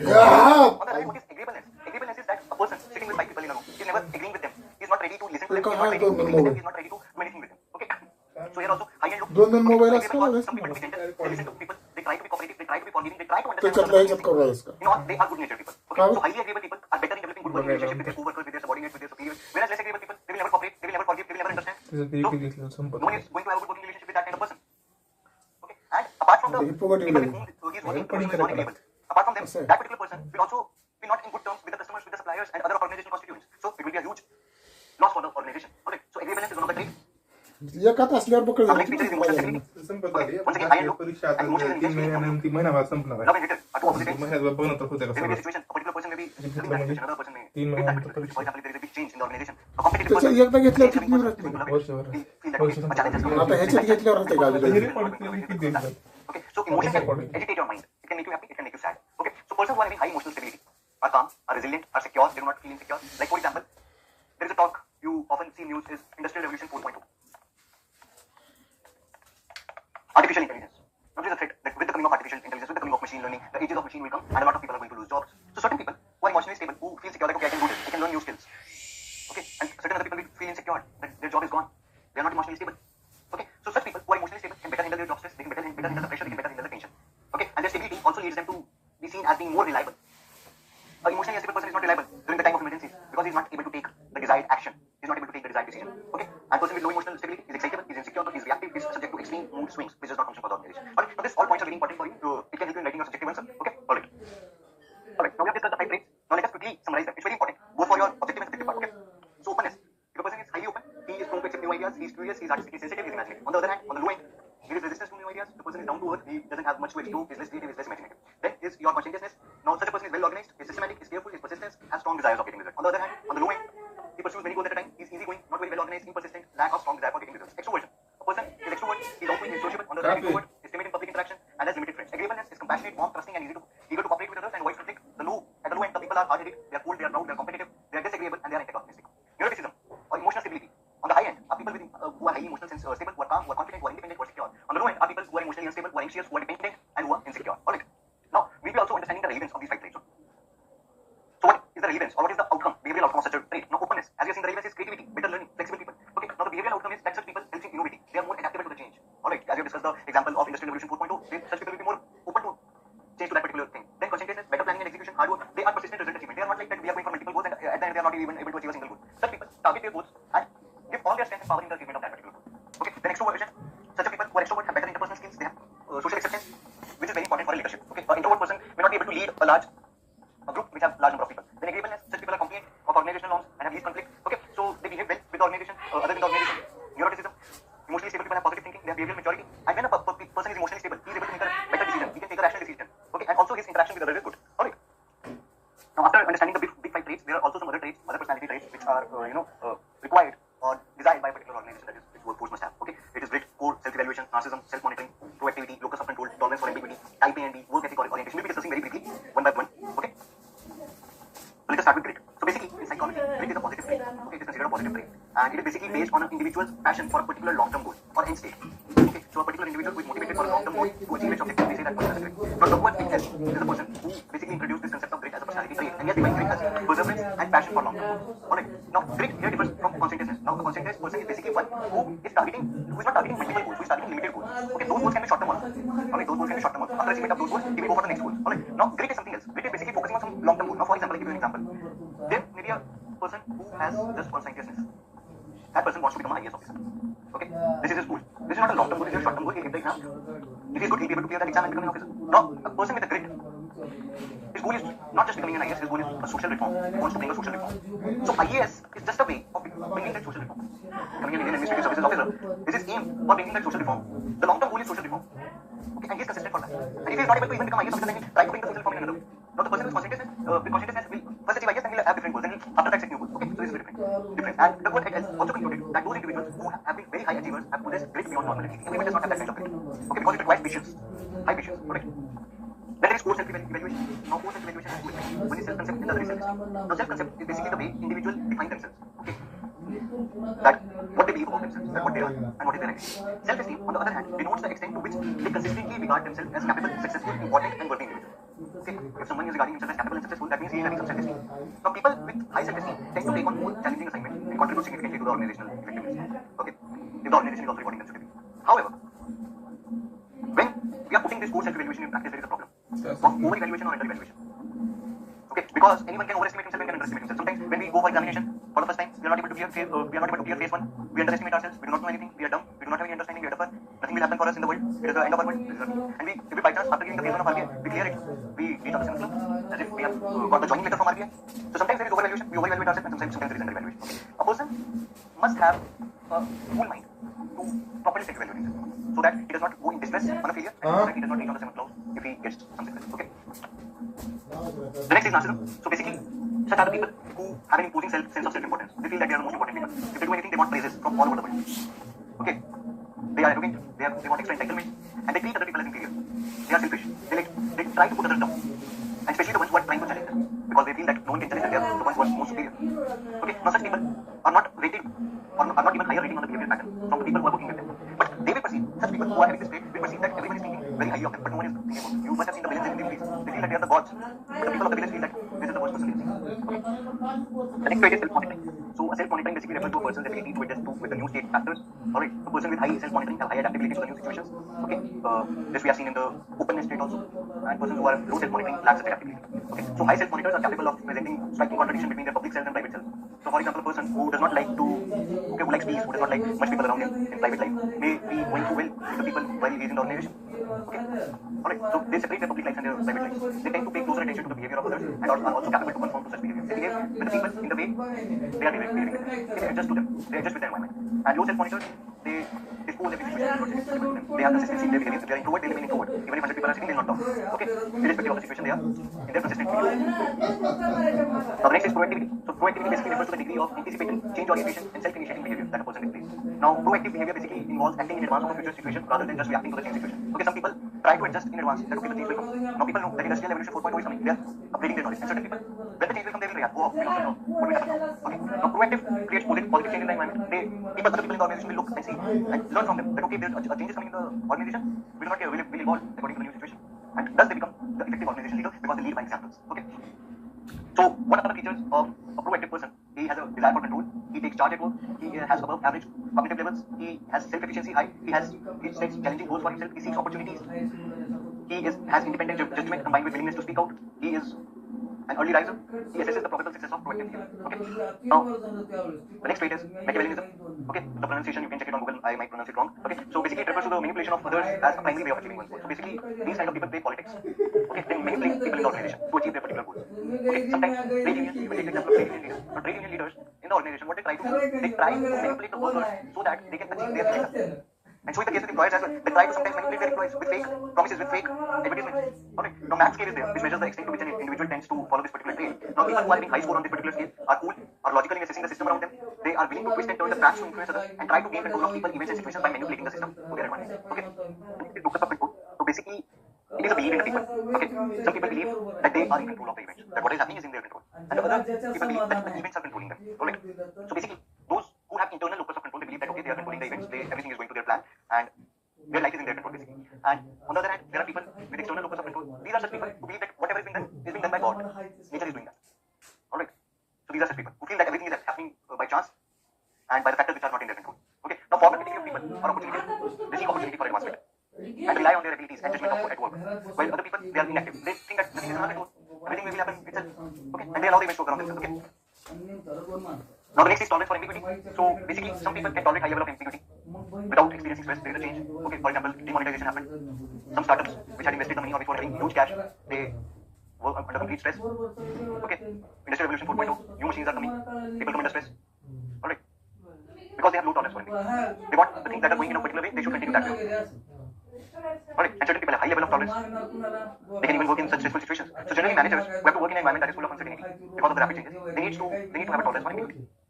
Next is type A and B. It is similar to the Freudian one. So two people are brought under two categories, type A and type B. Type A people are basically who feel sense of time urgency, who are achievement oriented, who exhibit competitive drive, who are impatient if their work is slowed down by any particular reason. Marriage has come, they do not like it because they have to go to that marriage, it will impact their work. Okay. Now such people are more prone to heart attack. This also researchers have found out. And on the other hand, type B people, they are easygoing. They do not have the urgency of time. They do not experience the competitive drive.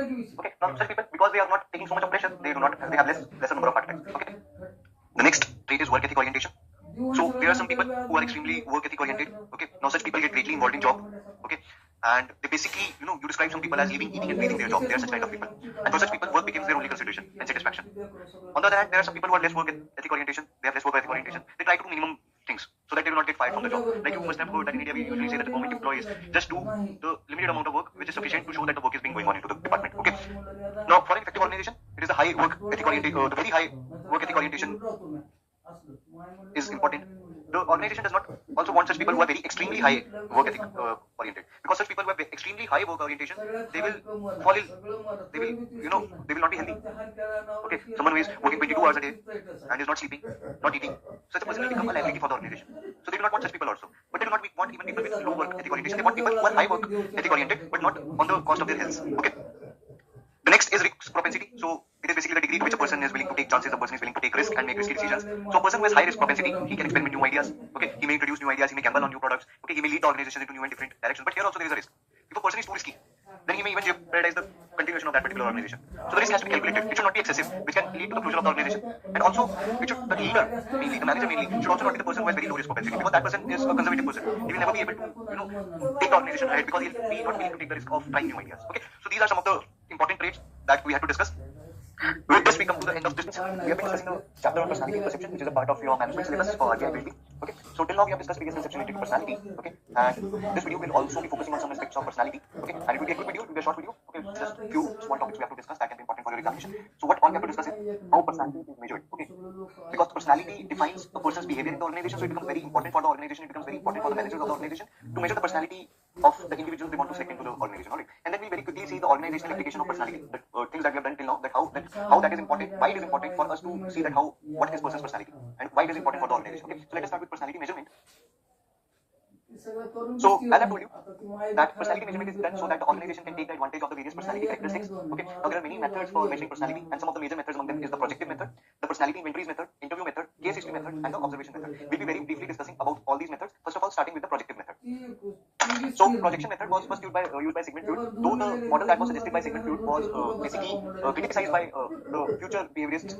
Okay, they said that no, what Sigmund Freud was saying that a person is projecting something just to satisfy his ID and ego. Okay, but others said that no, this is not the case. The person can even project his internal feelings consciously. Okay, so the earlier person who used this method was Sigmund Freud. You can expect the direct question in your objective part that who was the first to use this particular method. Okay, so what is a projective method? So basically, if you read the lines over here, a projective method of personality measurement consists of different procedures that claim to disclose the basic that is the underlying and hidden personality structure and motivation of a subject, which in our case is an individual, by having him organize, respond to or deal with materials or stimuli in a free and limited way without references to a preconceived system of correct or incorrect answer. So if you try to read this statement in parts, okay, so basically different procedures are being used for measuring the personality, and ultimately these procedures disclose the basic personality structure of an individual, and how that is done, the individual is exposed to or the individual is made to respond to various things. Okay, like we'll be discussing further in the project method, there are some methods which are used as part of project method. Then you see that the individual is exposed to a particular situation or exposed to a particular stimuli in which he has to respond. And according to his response, his personality is judged. And such situations have no correct or incorrect answer. They are not like your MCQ questions which you see in your objective part, that one of them is correct. No, they are exposed to such a situation which has no right or correct answer. But according to the trait or according to their treatment of that situation gives an idea of about their personality. Okay, now this will be more clear by we'll be discussing the sub methods of this project method. So there are two methods in this. Okay, so the first is Rorschach ink blot test, and the second is thematic appreciation test, also called TAT. Okay, so first of all, let us see what is this Rorschach ink blot test. Okay, now this is called Rorschach ink blot test because it was developed by Hermann Rorschach. A further similar test was also developed by a person called Holtzman, but the test that has been developed by Hermann Rorschach is the most important and the most widely used test. So basically, using this ink blot test, a person's cognitive as well as cognitive and affective aspects of personality structure are discovered. Now, how this test basically takes place? Okay, and also the repressed desires, the feelings, the motives, and the ideas that are going into the unconscious mind of an individual can be studied with the help of this test. Okay, now what happens in this test? Basically, the test contains 10 standardized parts. Okay, out of these 10 standardized parts, 5 parts have black and white plots on it, and 5 cards have colored plots on it. Okay. Now every person is shown that particular card, and he is asked to continuously stare at that particular card. Now every person, according to his personality structure, will perceive various things in those cards, in those plots. Okay, some will see a man, some will see animals, some will see other objects in these plots. Now based on this perception, the personality characteristic of that person is identified. Okay. Now this test is quite useful in diagnosis of personality related problems, occupation selection, etc. And the reliability of the test is also very high. Okay. Though some psychologists question the usefulness of this test, but it has been considered a very high quality test. Sometimes in schools also teachers engage in certain activities like this with their students as well. Okay. Then the next is somatic appreciation test, also called TAT, has been designed by Murray and Morgan. Now according to this particular test, TAT is based on the fact that an individual confronted with an ambiguous situation and required to make an imaginative story is likely to project and reveal his personality in this process. Now let me tell you, this particular test is also used in India. Okay, like for example, if you give any officer level exam for becoming an officer into the Indian Army or into the Indian Armed Forces or into the Indian Navy or into the Indian Air Force, so you go through a process after clearing the written exam. You go through the process called SSB. Okay, you go through a process called SSB, it is staff selection board. Now while you go through the process of SSB, it's a basically 6-day test, and it basically is a test of checking the personality of an individual. And one of the tests in this 6-day process is called TAT. This is your somatic appreciation test. Now what happens in this test is a person is shown an unclear image, a very unclear image. Nothing is clearly visible in that image. Okay, it's a very unclear kind of image, and the person is told that he's given some time. For example, he said that you have to watch this image for 12 seconds or 15 seconds, and after watching the image for 15 seconds, the person, according to what he can see in that image and what he can make out of that image, that what is happening in that particular image or what scene is going into that image, he has to write a story according to that image. Okay, and when he writes that story, the psychologists, what they try to do is they try to judge, by reading that story, they try to judge the personality, the behavior, the mindset of a particular individual. Alright, and even in this particular test, you see that, for example, the test is of 12 images. 11, they show 12 images. The 12th image will be blank. It will be a blank image. There is nothing in that image. You have to write something from your own. So basically, this kind of test, because nothing is clear. So something that is coming into your mind, your imagination, your thinking process, that will show you. That will be the basic thing that the psychologist is trying to do. For example, if I show you an image, now there is some very unclear image. Now here is fire. Okay, there is fire, and there is a woman sitting over here. Okay, now this is a very this image is shown to you in a very unclear format. Okay, now someone who has a very negative mindset of the society may say that okay, sati is being practiced. The woman is made to sit on the fire plate of her husband. The other may say no, a puja is being going on, a havan is being going on, and the woman is sitting behind the havan kund. Alright, so the examiner now here will try to judge your perception. He will try to judge your attitude. Okay, now this person's attitude is negative because image is not clear. How can you say that sati is going on? Alright. Okay. Now the next method of personality measurement is personality inventories. Okay. Now this particular method takes both external and internal features of an individual. Okay. Now while external features can be measured by observation, for measuring internal features, various questionnaires and other techniques are used. Okay. Now external features, you know, by looking at the person you can measure that. And internal features, questionnaires are different. Now some of the major personality inventories are, first of all, is your Minnesota multiphasic personality inventory, also called MPI. This has been developed by Hasbury McKinley. Now this particular test contains around 550 items. Now each item has only 3 alternatives. That is, one is true, one is false, and another is not true. And according to the score that an individual gets, his personality features are ascertained. The next is 16 personality factor questionnaires, also called 16 PFQs. It has been developed by Kettin. Now this test basically measures the 16 personality traits which are relatively different from each other. Okay, so a questionnaire will be basically formed to see that whether out of the 16 traits which are present in a particular individual and which are not. Okay, we need not go into the 16 traits which are being referred to here by Kettin. Okay. The next is Myers-Briggs Type Indicator, MBTI. Now it uses a questionnaire to assess personality. Okay.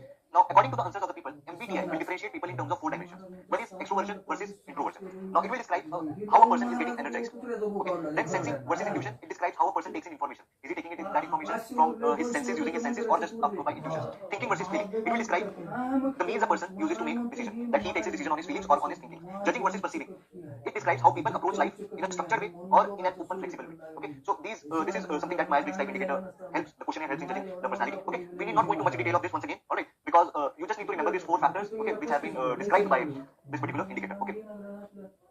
Now the next method is your interview method.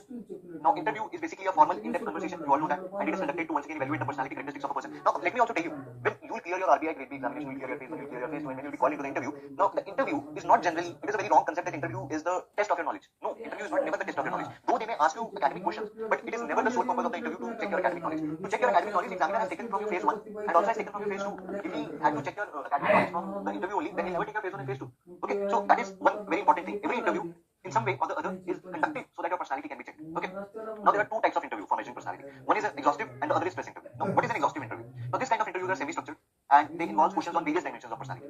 Okay. Now here the interviewer, what he tries to do is he's trying to get maximum possible information about the person from whom he is taking the interview. Okay, so that he can get the maximum information about that particular person. Now in this exhaustive interview, what they do is they ask you about your friends, they ask you about your family, what do you feel about your friends, what do you feel about your family, what your friends feel about you, what your family feels about you. Okay, do you watch movies, what kind of sports do you like girls or something like this. All kind of these exhaustive questions they ask you so that they can have a complete information and a complete story about you. Okay, so this is an exhaustive interview. Now other is a stress interview. Now stress interview is done to know that how a particular individual will behave in a stressful situation. Okay, how an individual will perform in a stressful situation. Now, for example, you go to RBI and for the interview, they'll ask you a question like, okay, if you are put into this particular situation, what you will do? Alright, you'll have to react. And those situations will be very new for you. You must have never heard even about that particular situation. Okay, so they are trying to do what? They are trying to put you under stress. Okay, so that is stress interview. Now, interview is a better method of measuring personality because there is one-to-one interaction. In the previous method, we have seen that basically there is a kind of a written test, whether it is a thematic test where you have to write a story, whether it is a multiple choice question, whether it is a true or false type question. Okay, so in one or the other way, the person is writing. But here, there is a direct contact. But the problem is, the person who is taking the interview must be an expert. He should be a very highly skilled person. Otherwise, the whole process can even fail. Now, the next method is the case history method. Now, in this particular method, the personality appraiser appraises the personality characteristics of an individual based on the information collected from different sources. Okay, so the appraiser will try to collect all the information of a particular individual from various sources. Now, what are those various sources? Individual's personal letters, individual's diaries, individual's documents, his family members and relatives. Okay, his friendship and work groups, from his institutions. So, from all the sources, he collects the information to assess the personality of an individual. Now, this kind of method is generally used by psychiatrists for the treatment of their patients. Okay, who are facing some mental problems or something like that. Okay, and though this method is not very scientific, but it can be used by psychiatrists for treating their patients. Okay, now this is not very much used in case of the organizations, but in organizations also, you may see that the people may try to, the supervisor may try to ask one employee about another employee, that how that employee is performing, what is his attitude with other employees and all this kind of things. Okay. The last method that is used is your observation method. So, in observation method of personality characteristics of an individual are assessed by observing the behavior of that person. That how he is behaving while working, how he is behaving with the other employees of the organization, how he is behaving with the supervisor, how he is, taking his work, is he taking his work seriously or is he taking his work just as a pastime or something like that. Okay. Now, the basic idea behind this method is that the behavioral pattern of any person will reflect his personality. And the assessment of this overt behavioral pattern. Now, overt is something which is visible. A person's actions. Okay. Now, this do provide a clue about his personality, and it is considered a very effective method. But here also the observers have to be very fully trained. Then only they can relate a particular behavioral pattern to a particular personality of an individual. Otherwise, it can also fail. Okay. Now, in fact, many personality traits have been established on the basis of observation alone. Okay. All right. Okay. Now, the next topic that we have to discuss is the organizational applications of personality. That how an organization uses the characteristics of, or why it is important for an organization to understand the characteristics or the traits of personality in an individual. So let us quickly look at them. The first one is matching jobs and individuals.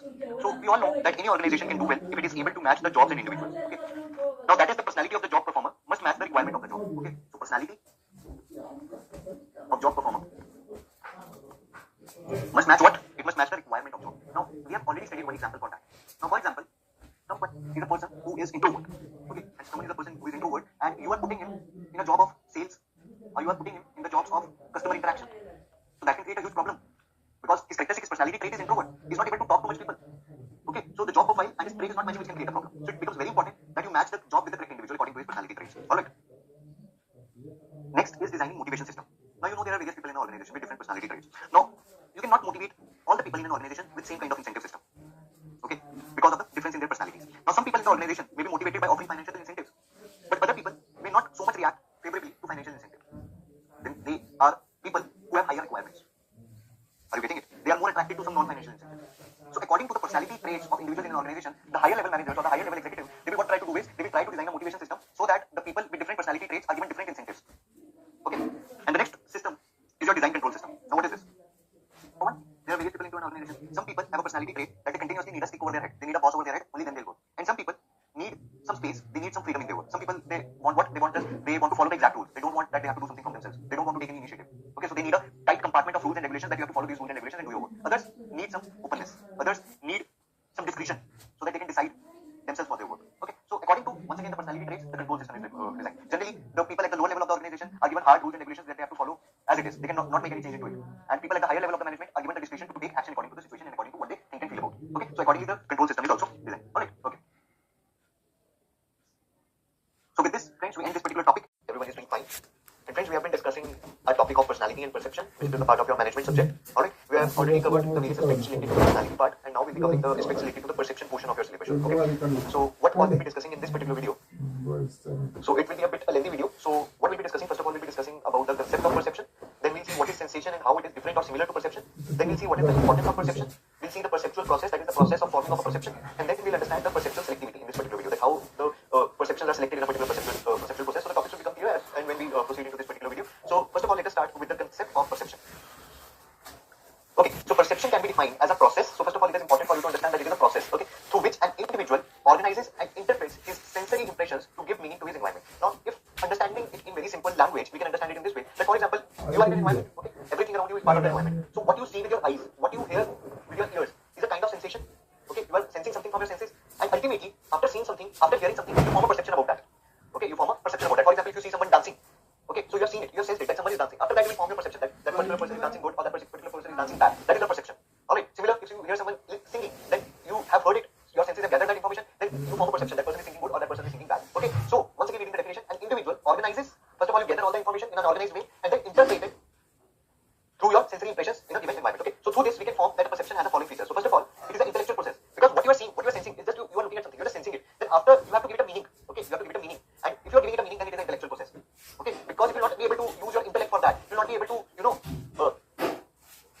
shorten the things in the environment you want to see or you want to ignore, because everything in the environment you cannot gather. You take something and you ignore something. Okay, so the physical process of obtaining data from environment is known as sensation, and it is distinct from perception. You are just having a sensation from that. After that you perceive it. Perception is intellectual, whereas just obtaining the data is sensation. We'll also be understanding the difference in detail. Okay, the manner in which an individual perceives the environment affects his behavior. Okay, so the manner in which you are perceiving the environment will definitely affect your behavior. Alright, if there is good music going on, you may feel like dancing. If there is bad music going on, you may feel like boring and you may feel like sleeping. So it is affecting your behavior. Thus people's actions, emotions, thoughts or feelings are triggered by perception of their surroundings. Okay, now for example, if you go to someone's marriage, you are happy, you go to someone's death ceremony, you can't laugh over there. That is also a behavior because you perceive the environment.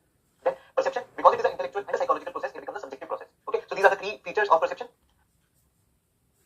Now, there are two types of perceptions which are based on the type of stimuli process. One is called the internal perception and then the second one is your external perception. We'll be very briefly looking at what is internal perception and what is external perception. Okay, first is your internal perception. Okay, so as you can see from this image also, basically internal perception is telling you something about what is going inside your body. Okay, for example, you sense your hunger, then you perceive that you are hungry, you have not eaten the food since morning, that is why you are hungry, or similar such phenomena. You feel pain. Okay, all this is internal perception that is coming within from your body. Then there is external perception. Once again, as you can see from the image, someone is speaking and your ears are sensing that voice, and ultimately after sensing that, after listening that, your mind will perceive it and bring out the meaningful thing from it. Okay, so it tells us about the environment beyond our bodies by using our senses of sight, hearing, touching, etc. We perceive our environment. In organizational behavior, external perception is studied and only the term perception is used without prefixing the word external with perception. So basically, from now on, what we are going to study in our perception part of this topic, we'll be talking about external perception. Our agenda in this particular chapter is not discussing about internal perception. Okay, just we'll be using the word perception, but ultimately, all our discussion, all our study will be based on your external perception only. Okay. Now, when we talk about perception, one doubt that comes into our mind is what is perception and what is sensation, or what are the similarities between the two, or what are the differences between the two. So let us try and understand it so that we once and for all clear the difference between sensation and perception. Okay. So both are a type of cognitive process, but both are affecting the people differently. As we have already seen in the first slide also, that sensation is more of a kind of a feeling that you are getting. Okay, it is you are collecting the things from your external environment, and perception is more of an intellectual thing because once you gather the information from the environment, then you perceive it intellectually. Alright, so sensation can be considered as a part of perception because the first stage of perception is definitely sensation. Okay, because for the first you will experience something, you will experience some stimulation, that is your sensation, and then you will process that stimulus that you have received, that you have sensed through your perception. Alright, so if we have to differentiate the two, we can differentiate in this way. By sensation, the person just becomes conscious of the quality of stimulus. He just becomes aware of the stimulus like color, form, shape, smell, etc. And on the other hand, by perception, the person is deriving meaning of the stimulus which has been received through sensation. Okay, in sensation, a person is comparatively inactive. Okay, he's just using his senses. But during perception, a person becomes more active because he is now using his mind to try to know the meaning of the sensation that has been received. Then, sensation is a simple mental process. You have opened your eyes, you will see things. But perception is a comparatively complex mental process. Okay, because for example, you see something in front of you. Now that thing that you are seeing can have multiple meanings. So your mind will try to identify or to give a proper meaning to the thing that you see. Alright, in sensation, your organs or nerves are active, but in perception thing, all your body becomes active. Okay, your mind becomes active, your nerves are active, your organs are active, everything is active. Okay, so this is the difference between sensation and perception, which you should be very clear of. Now, why is studying perception important in an organization or for a manager of an organization? Now, see, perception basically affects the outcome of the behavior of an individual because what the person will perceive will definitely affect his behavior, his actions. Okay, so understanding this behavior, the manager must recognize the fact that people do not perceive the things as meaningful. Those things will not influence their behavior, even if the manager keeps on shouting. Okay, if a particular employee is not considering a particular thing that is being said by the manager as meaningful, if he is not perceiving those instructions as meaningful, then it will not influence the behavior of that particular employee. Now, for example, a manager is continuously influencing, trying to perceive things to a particular employee. That if you are coming to your office, you will not wear any of the religious things like you cannot wear a locket, which is a type of a religious locket or something like that. But the employee will not follow it because he is not perceiving that information because it is against his beliefs, his perception. Okay, now this may create conflicts in the organization. And on the other hand, if the manager is instructing something which seems to be real to the employee, then he immediately follow that. His behavior will follow that. Alright. Okay, so it becomes very important for a manager to understand the human perception so that they can influence the behavior of their employees. Okay. Now, understanding perception from the manager point of view, there are three important areas in this aspect. One is interpersonal working relationship. Second is selection of employees. Third is performance appraisal. Now, these factors basically show that why perception is important for a manager of an organization or the members of the organization. So, interpersonal working skills. Now, what does this point say? That if the members of the organization do not have similar or at least compatible perceptions, the problem of the organization can become greater. Okay, Okay, now why this becomes greater? Because misperceptions in the people who are working together will result in strained relationships and may even result in open conflict among people. The people with different thoughts, people with different beliefs will definitely have conflict. Second is selection of employees. Now here is the importance of perception for a manager. Now managers are also subject to many of the perceptual problems when they make selection decisions, when they have to select a particular employee for a particular job. Now what are the major problems in that case? If you have ever given an interview, you might have also experienced that. The manager's emotional state may vary from day to day. Okay, if he's in a good mood, then he may perceive an applicant and his application as good. And if he's in a bad mood, then he may perceive the same applicant and the application as wrong. Okay, while we were studying in the school, we used to say that I have got less marks because while checking my paper, the teacher's mood was not good. Alright, or sometimes when we were in school, if some of our friends, if we got scolded from the teacher, we said that okay, this particular teacher has come today after fighting with her husband at home. What we are trying to say that because of the emotional state of mind of that teacher, the result is different. The same thing happens in an organization. Okay. Also, there may be strong tendencies towards logical error and stereotyping. Now, for example, employer or a manager is taking an interview for a certain post. Now, that manager is stereotyped that women are not good employees. Okay. So, if some woman comes for an interview, then automatically the mindset of the manager is already such that woman is not a good employee. Now, that stereotype behavior of the manager is going to result in the selection of that woman. Most probably, she will not get selected, no matter how good she is in her job. Okay. And this problem specifically occurs in the initial interview, the initial stages, when the manager and the person who is coming for the selection are not, knowing each other. Okay. The third thing is performance appraisal. Like selection, here also manager's perception plays a huge role. Okay, now managers may have tendency to positively evaluate some employees because they are better liked by the manager or are on a favored task or are particularly noticeable. Now in school also, once again, let's go back to our schools. There was a student who was very intelligent, who was the topper of the class, the most liked student of the teacher. We used to say that okay, teacher will never scold you even if you do something bad because you are his or her favorite. The same thing happens in an organization also. Some employees are close to the manager. They are liked by the manager. Okay, so this may perceive the manager's accuracy. This may result in distortion to the manager's accuracy by making the annual performance appraisal report for the particular employee. The second thing is because of a halo effect. Now what is halo effect? Now for example, if you see something good in a particular person, you make a overall judgment that that particular person is good in other aspects also sometimes.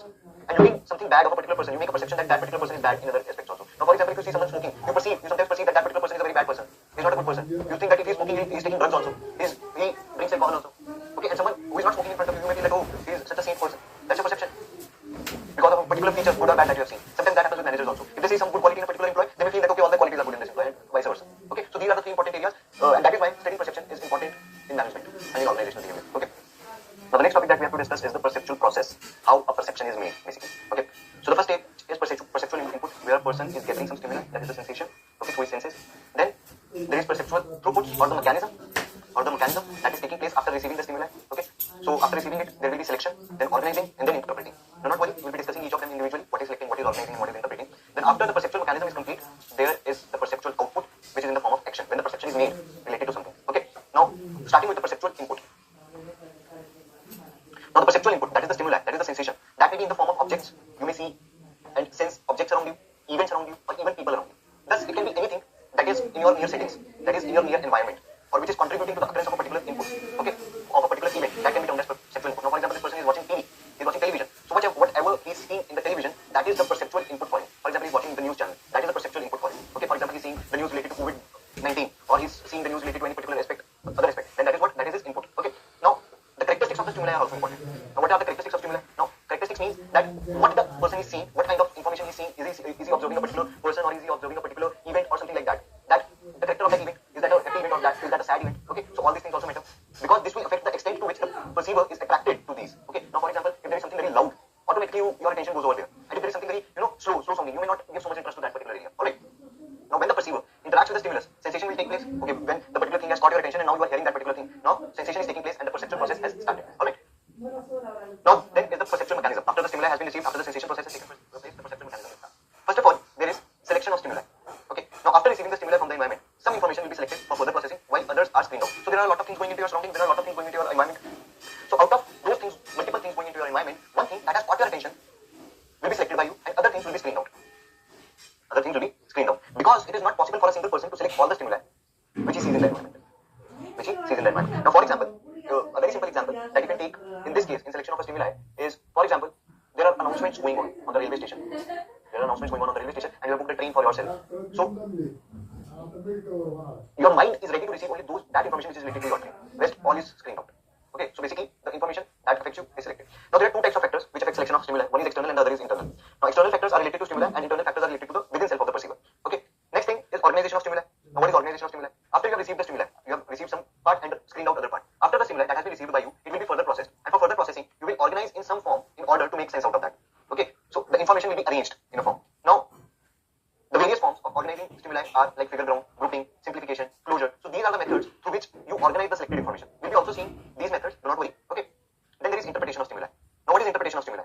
Now after organizing the information, that information will have to be interpreted by the perceiver so that the perceiver can sense that information and extract some meaning out of it. Okay. Now people interpret the meaning of what they have selectively perceived and organized in terms of their own assumption of people, things and situations. So after organizing the information, it is not that only that information which has been organized will impact the perception of the individual. Okay, the perception will also be impacted by the earlier assumption of that particular perceiver related to the people, related to the things, or related to the situation in which he is currently over here. Okay, things will become more and more clear as we proceed in the lecture because see, something that we are doing right now, perception is a topic of psychology, and psychology sometimes becomes difficult to understand. Okay, so I will request you to be with me till the end of the lecture so that by the end you will be able to gather a lot of things into your mind and ultimately make a sense out of all this. Okay. Now the last stage of the perception process is the perceptual output. Okay. Now the output may be in the form of a covert behavior. Now covert behavior is something which are not your external actions. Okay. It is like the build-up of an attitude related to a particular thing, object or people. Building up an opinion, building up a belief or building up an impression about a particular thing or people. That is covert behavior. It is not your action that you are showing. Okay. Apart from this, it may also result in overt behavior. Now overt behavior is your actions. Overt behavior is your actions. But perception is not the sole decider of the overt behavior. Now let us try to understand this with an example. Now for example, a person sees an advertisement of a particular product. Okay. That is the stimulus. That is the input. Now he may perceive that the product is good after going through the perception mechanism. He may feel that the product is good. This is what the feeling. The perception here is a covert behavior that okay, the product is good. This is covert. This perception, however, may not be enough for the person to buy the product. Buying is an overt behavior. It is an ultimate action. He may not buy the product. Though he feels that the product is good, but he may still not buy it. Because the actual buying is not dependent on his perception alone. The overt behavior, the action, is not dependent only on the perception. It will also depend on other variables. Like is the product available at the place the person is living? Does the perceiver at the present moment need that particular product? Does the perceiver have the capacity to spend the money for buying that product? Now these variables will result in the overt behavior apart from perception. The perception is good. The covert behavior has been built. The covert perception is that the product is good. But it has not resulted into the overt conversion of that covert perception. Alright, are you getting it? So this is what is perceptual output. So the overt behavior of a person may also be different than the covert perception that has been made. This is one important point that you have to keep in mind. Okay. Now the next topic that is connected to the previous topic only, that is the perceptual mechanism, is perceptual selectivity. In the perceptual mechanism, we have seen that selection of the various stimuli is done. Alright, and we have seen that at the next stage, certain aspects of the stimuli are screened out and others are admitted. Now the example of this is when we are reading a newspaper. We do not read the entire newspaper, but only the news which interests us. Similar things happen in other cases also. Now this is perceptual selectivity, selecting some information and screening out some other. Now, while we select the information of the stimuli from our environment, the factors that influence our selection are grouped into two categories. One is external factors and the other are internal factors. Okay, we'll be looking at both of them, external factors as well as internal factors which influence our selectivity of perception, selectivity of the stimuli for the perception mechanism. So the external factors are size, intensity, repetition, novelty and familiarity, contrast and motion. Now we'll be very briefly trying to understand all these factors. The first one is size. Now this characteristic or this factor affects the perceptual selectivity by affecting the attraction of the perceiver. Size as a factor is used to achieve the attraction of the perceiver. Okay, now generally, larger the size of perceived stimulus, higher is the probability that it attracts the attention of the perceiver. Now for example, if you read a newspaper, the headlines are bold, are larger in size so that they can attract your attention. Even in your textbooks, some text has a larger size so that it can attract your attention. Similar is with the advertisement pamphlets. These are all what? So that it can gain your attraction from all other things in your environment. Alright, the next thing is intensity. Now according to this principle, more intense the external stimulus is, more likely it will be perceived. Like a loud sound, a strong odor, or a bright light is noticed. Now if you go to shops, they have a bright lighted board with their name and what do they sell written. Why that is done? So that it can gain your attraction. Are you getting it? Similarly, if you have ever observed, while you're watching TV, for example, you're watching a particular show on the TV, as in when the commercial ad break comes on that television, you can feel it that the volume is slightly raised. The volume becomes slightly louder as compared to the program that you were watching. This is what? This is increasing the intensity to gain your attraction, to gain your attention, so that you can select that thing from the environment for further perception mechanism. Are you getting it? The next factor is repetition. You can easily relate to your daily life. Okay, so basically this principle states that a repeated external stimulus will, more attention seeking than a single one. Now the best example of this is advertisement. While you're watching TV, while you're watching a cricket match on your television, a live cricket match, they again and again show you the same advertisement. Alright, and most probably also when you're watching cricket, for example, the cricketers are wearing the t-shirts which are sponsored by a particular brand or by a particular company. That is also continuously attracting your attention. If Sachin is batting and Sachin is on 1999, it means that Sachin has batted for around 2 hours. For continuously 2 hours, you are watching that MRF sticker on his bat. So that has attracted your attraction. That has gained your attraction. Sorry. Alright.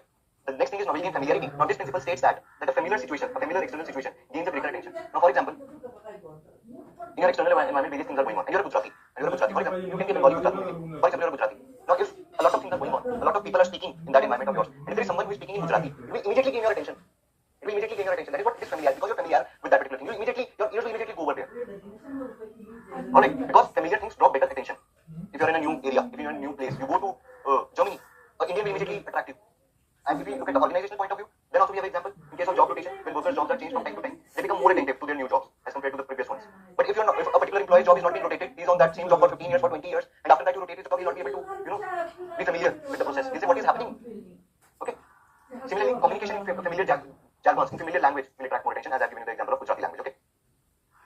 So next thing is contrast. Now this is something different than the previous thing that we have studied, familiarity. Now here, the external stimuli, which is different from all the other things in the background, or the things which the people are not expecting, will receive more attention. Alright, for example, bold letters, persons who are dressed differently than others. Now, for example, if someone has died and everyone has come at that place in white clothes, and you go wearing a suit, you will attract the maximum attention because you are in contrast to the entire background of a death ceremony. Okay, buildings of different colors, it will attract attention. Okay, so if a particular thing or a person is in complete contrast from all the surrounding environment, then it will attract the attention. Okay, now contrast, you can consider it as a kind of uniqueness. Now you see movies in Indian cinema, there is an actor and behind him there are a lot of supporting dancers. So the actor always has a different dress and the supporting dancers, all of them have the same dress. Why? So that the focus of the audience is on that particular main lead or main actor. Okay, the next is motion. Now this particular aspect states that a moving object draws more attention as compared to a stationary object. Okay, now advertisers use this principle in advertising by designing signs which incorporate moving parts. For example, if you have seen commercial on television, get more attention than the print media advertisements, because on TV it's a moving ad, and on a newspaper it's just a stationary ad. Alright. Now after external factors, there are also some internal factors which play a role in perceptual selectivity. So while external factors are related to the environmental stimuli, as we have seen through examples, internal factors are related to individuals' own psychological makeup. Okay, so people generally select those stimuli and situations from the environment that appeals to, or the information that is compatible to, their personality, their motivation, and other personal factors. Okay, now there are a number of such internal factors which help an individual to filter the various stimuli that he receives from the environment. Now these can be self-concept, beliefs, expectations, inner needs, response disposition, response salience, and perceptual defense. We'll be one by one very briefly looking at them. Okay. Now the first is self-concept. Now this is basically the way a person views the world depends on the concept or image he has about himself. Alright, now there is some famous saying also that we view the world with the same glass or with the same traits that we ourselves have. Alright, now people's own characteristics affects the characteristics which they are likely to see in others. They select only that aspects which they find match with their characteristics. Now for example, in a selection interview, when an interview places more emphasis on a candidate whose characteristics match with those of the interviewer himself, the interviewer is more likely to like that particular person who has the same characteristics as he has, the same thinking as he has, the same emotions as he has. Alright, the second thing is beliefs. A person's beliefs also have a profound influence on his perception. Now the individual normally censors such stimulus which avoids disturbance of his existing belief. Now this is referred to as maintenance of cognitive consistency. If you can relate it to an example of religion. Now for example, there is unscientific in a particular religion. I will not take the name of any religion, but if there is something very unscientific in a particular religion, and if a science experiment is contradicting that particular aspect of the religion, individual automatically censors that scientific finding because it is in contradiction with his religion or with his belief. Okay, so we automatically censor that. We automatically screen out that particular thing. Okay, so that it does not become the part of our perception of our religion or our belief. Okay. The next internal factor is expectation. So expectations are related with the state of anticipation of a particular behavior from a person. Okay, if you are trying to form a perception of an individual, you may have certain expectations from a particular person.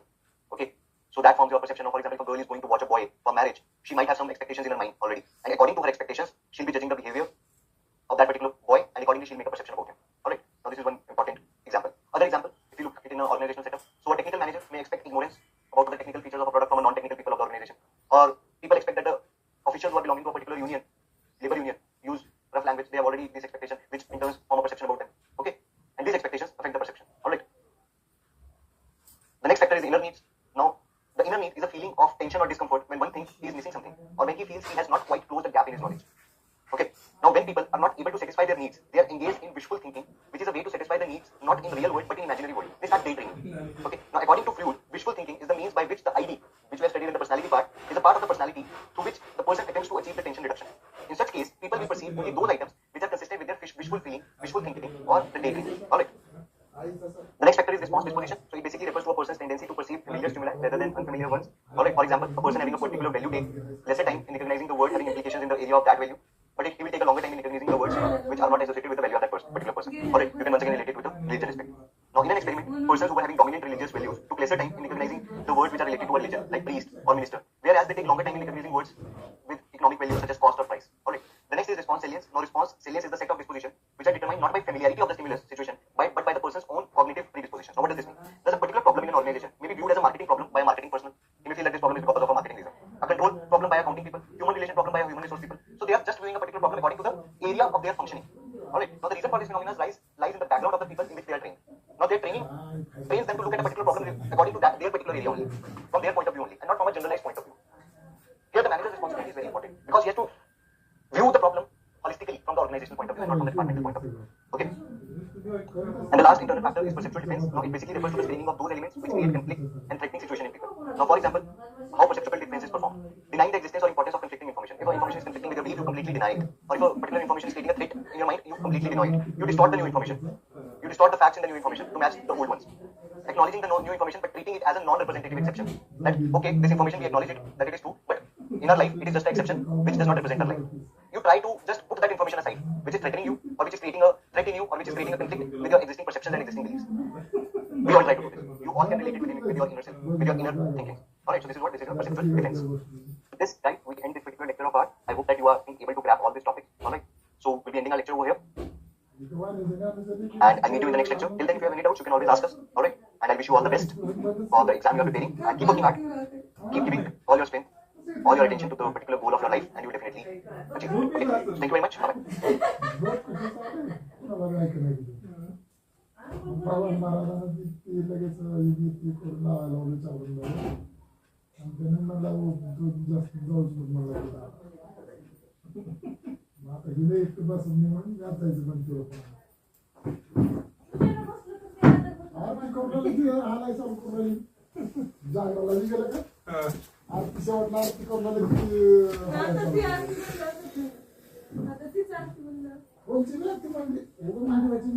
Welcome to EduTap. How are you all?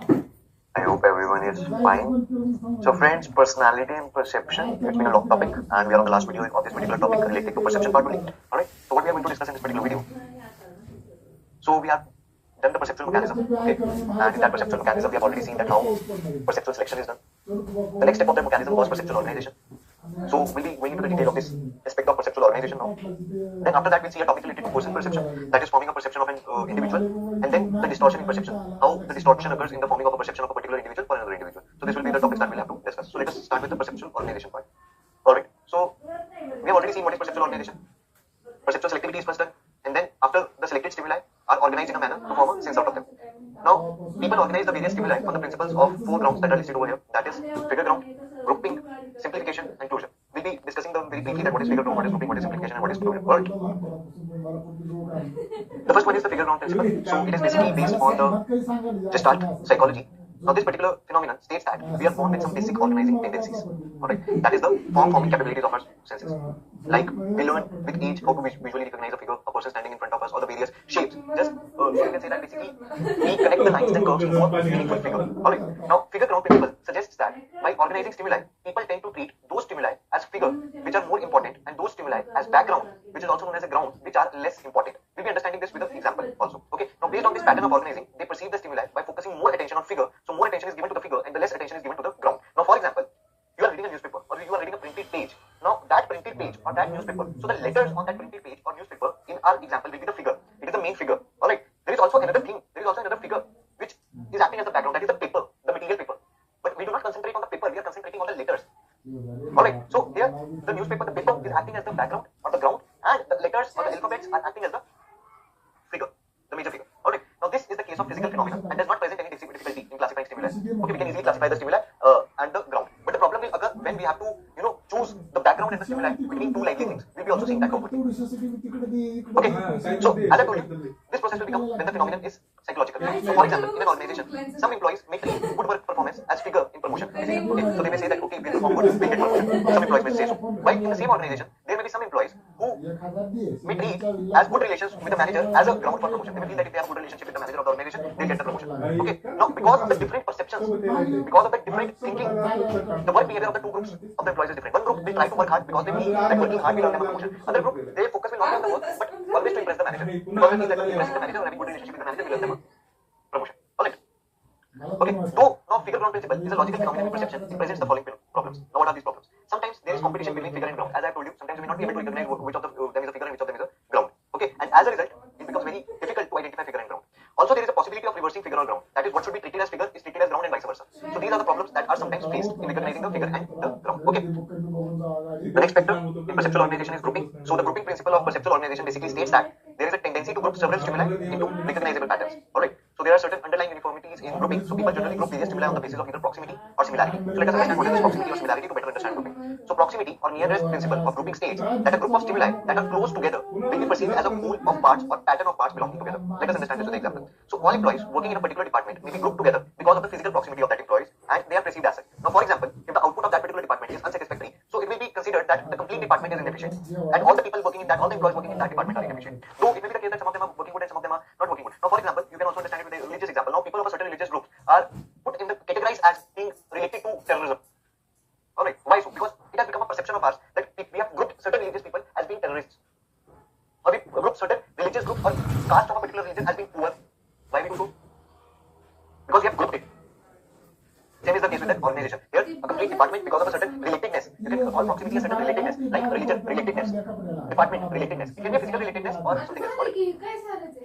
The next one is similarity. Now the principle of similarity states that the greater the similarity of the stimuli, greater is the tendency to perceive them as a problem. Now what is the difference? Now proximity is based on the nearness principle. Similarity is based on the similar features of various stimuli, irrespective of nearness. Now the religion example that I am giving you, you can put it more in the similarity part.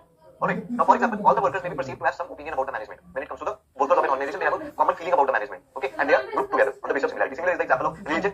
The example of religion that I have given you or the caste I have given you will be put in the similarity area. Alright.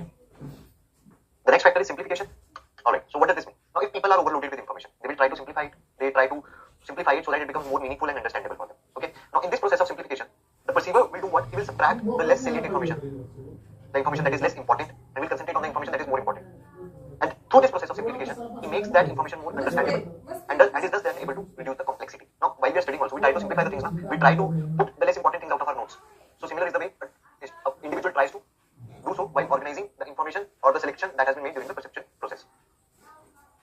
The next is closure. Now, what is this? Now, when faced with incomplete information, if you have no complete information, how will you form the perception if you don't have the complete information of object or of an individual? How to do so? Now, in such a case, the perceiver will do what? He will try to fill up the gaps by himself so that the information can become meaningful to him. Now, how this gap is filled up? This is done on the basis of either the past experience or the past data available or just making the hunches. Alright. Now, in the organization context also, managers may not have all the relevant information about the matter on which they have to make a necessary decision. But a decision has to be made. Even if there is no complete information, then what they do? Now, in such cases, they make certain assumptions. And how these assumptions are made? These assumptions are once again made either on the past experience of the manager or the past data related to that particular incident with the manager, or just they do the guesswork. Now, for example, when managers have to make promotion decision, they may not have the complete information about the suitability of an employee for a higher position. Now, in such case, the manager will rely on the past record of the employee. He will say that okay, he has done well in the past, so he will be even able to do better on the higher position. Okay, though the requirement of the higher position is completely different, but manager has no choice. He has to rely on the past record of the employee only. Are you getting it? So this is closure is what? It is filling up the gaps. It is filling up the gaps. Now the next topic is person perception. Now what is person perception? So basically, it is an interpersonal perception in which the perceiver is perceiving about another person. So basically, the person who is being perceived is the stimulus over here. Alright, so one person is perceiving or making a perception about another individual. Alright, now individuals in the organization constantly perceive one another. If you have ever worked in an organization, you might know and understand that. Even while you are in school, we try to perceive our schoolmates or our classmates. So it is nothing new. Now managers perceive workers, workers perceive managers, superiors make a perception about subordinates, subordinates make a perception about superiors, people working in the line department make a perception about the staff departments and all these kind of things. So different groups are making perception about different people. So person perception is comparatively a complex process as compared to object perception because of involvement of many factors. Okay. Now some of these factors lie in the perceiver himself, while some factors lie in the person who is being perceived and the situation under which perception is taking place. And because of these variable factors, sometimes distortions take place. A person may perceive someone else in a wrong way because of the various distortions or because of the misperception that is occurring. Now we'll be understanding the various distortions that can take place while the perception is being made. Now the various distortions that occur in perception are selective perception, attribution errors, first impression, LO effect, stereotyping, projection, perceptual set, implicit personality and expectancy. So these are the various distortions that occur in perception. So we'll be understanding them one by one very briefly. First one is your selective perception. So people are selecting only those stimuli which is fitting their characteristics in terms of beliefs, values and needs. We have already seen this earlier also. Now because of this selective perception, they are basically using a shortcut to judge the people. Now for example, people of a particular religion may judge the people of another religion in one way without knowing a particular person. Just by knowing their religion, they may judge a particular person. So this is what? This is making a shortcut. And this helps the perceiver in making his process easy. But there is a risk of drawing an inaccurate conclusion. Now if a person from a particular religion is saying that all the people of that particular religion are terrorists, he sees someone from that religion, he makes a perception. Okay, he may belong to a terror group, but this may be inaccurate. Are you getting it? So this is selective perception. Alright. And for this selective perception, people may even distort meanings so that they can fit the information they want to see. Are you getting my point? Now someone will tell you he is not a terrorist, but someone from his family may be terrorist, perceiver will say, just to fit his information. Okay. Next one is your attribution error. So attribution error is in two forms: fundamental attribution error or attribution effect. One, and the second is self-serving bias. Now, what is fundamental attribution error? Now, it is the tendency to underestimate the influence of situational factors and to overestimate the influence of personal factors in evaluating the behavior of a person. Okay. Now, for example, the cause of poor work performance of the person being perceived is assigned to his own fault. The manager is not ready to accept that the failure may be due to some other reason, like the failure in the machinery or something like that. Okay. So the manager has held a view that if there is a failure, it is because of that particular person. And all the situations are good. Situation is not bad. But it may be, originally the situation may be bad. Machines are not working or there was no electricity because of which the production could not take place. Alright, so this is fundamental attribution that you have attributed something to a person. The next is self-serving bias. Now this is the tendency of an individual. In this tendency, they attribute all their success to their internal factors. Like they say that I am an able person. This is all because of my hard work that this thing has happened. And if there is any failure, they put the entire blame on external factors like luck. Now for example, in our age also, when we are not able to clear the exam, we'll say that yeah, the luck was not good. There is luck, our luck is not working. And when we are able to even clear phase 1, we'll say I am the most able person. Okay, I'm the most able person, it is all because of my hard work and learning. So this is what? This is a self-serving bias in your attribution errors. Okay, the next one is the first impression. We all say that you must have also heard that particular statement that first impression is the last impression. The way you see a particular person for the first time makes a huge impact on your perception for that particular person. Okay, now such evaluation may be correct if you have some adequate or significant evidence for making that perception. However, at the time of first impression, you may not have adequate information about that particular person. Okay, so it may not be true. It happens a lot. They may perceive an individual. Many of our friends, actually, if you look at your actual life, many of your friends presently who are your bestest of friends, you may not have perceived very highly about them when you first saw them, when first met them. It happened with me a lot. My bestest of friends are currently those whom I didn't like when I first saw them because of my first impression about them. Are you getting it? So this is one important thing in distortion. The next is the halo effect. I've already also told you about halo effect. So basically, in this, looking at one trait, we try to perceive all of the traits of an individual. Alright. So it generally takes place when a perceiver perceives another person's total qualities by perceiving only his few qualities or even a single quality. Alright. Now if the single quality that has been perceived or the trait that has been seen by the perceiver is good, they'll say that this particular person is good. And if they have seen one bad habit, they'll say that this person is not good. I give you an example of smoking. If someone of you who doesn't smoke, if you see a person who is smoking, you feel like this person is not good. It may be the case that he is the most honest and the most good person on the earth, but you may not like him in your first impression because the halo effect has been created on you. Okay, and similarly if you see some person who has done something good,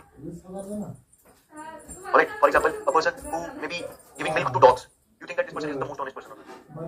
But this is not the case. Alright. Now, why this happens? This happens because of the human tendency of evaluating whole by evaluating only a small sample of it. And this also happens in relationships. Sometimes relationships start to build up on a single trait that has been seen by one of the partners, and as they start to live together, they realize that they have made a wrong perception about a particular person. Okay. Now, in case of non-living objects, this may be true, as it is done consciously when a halo effect occurs. However, in case of people, halo effect can be wrong, and it is done subconsciously. You may not even accept it that you have subconsciously perceived an image about a particular person because of the halo effect. Now, halo effect, as I told you, is different from first impression, because first impression is taking place in the first encounter. Alright, but in halo effect, the personality that you have liked or disliked, that you have done on the basis of some evaluation. But in first impression, you have done the limited evaluation. Alright, now halo effect is more reflected in performance appraisal and selection interviews. Now, if you go for an interview, the interviewer can judge only a limited part of yours in the 15 or 20 or 25 minutes interview that is taking place. And based on that limited abilities of you, which he has been able to judge, he will make his decision. Now, that may result into a good decision or a bad decision as well. Okay.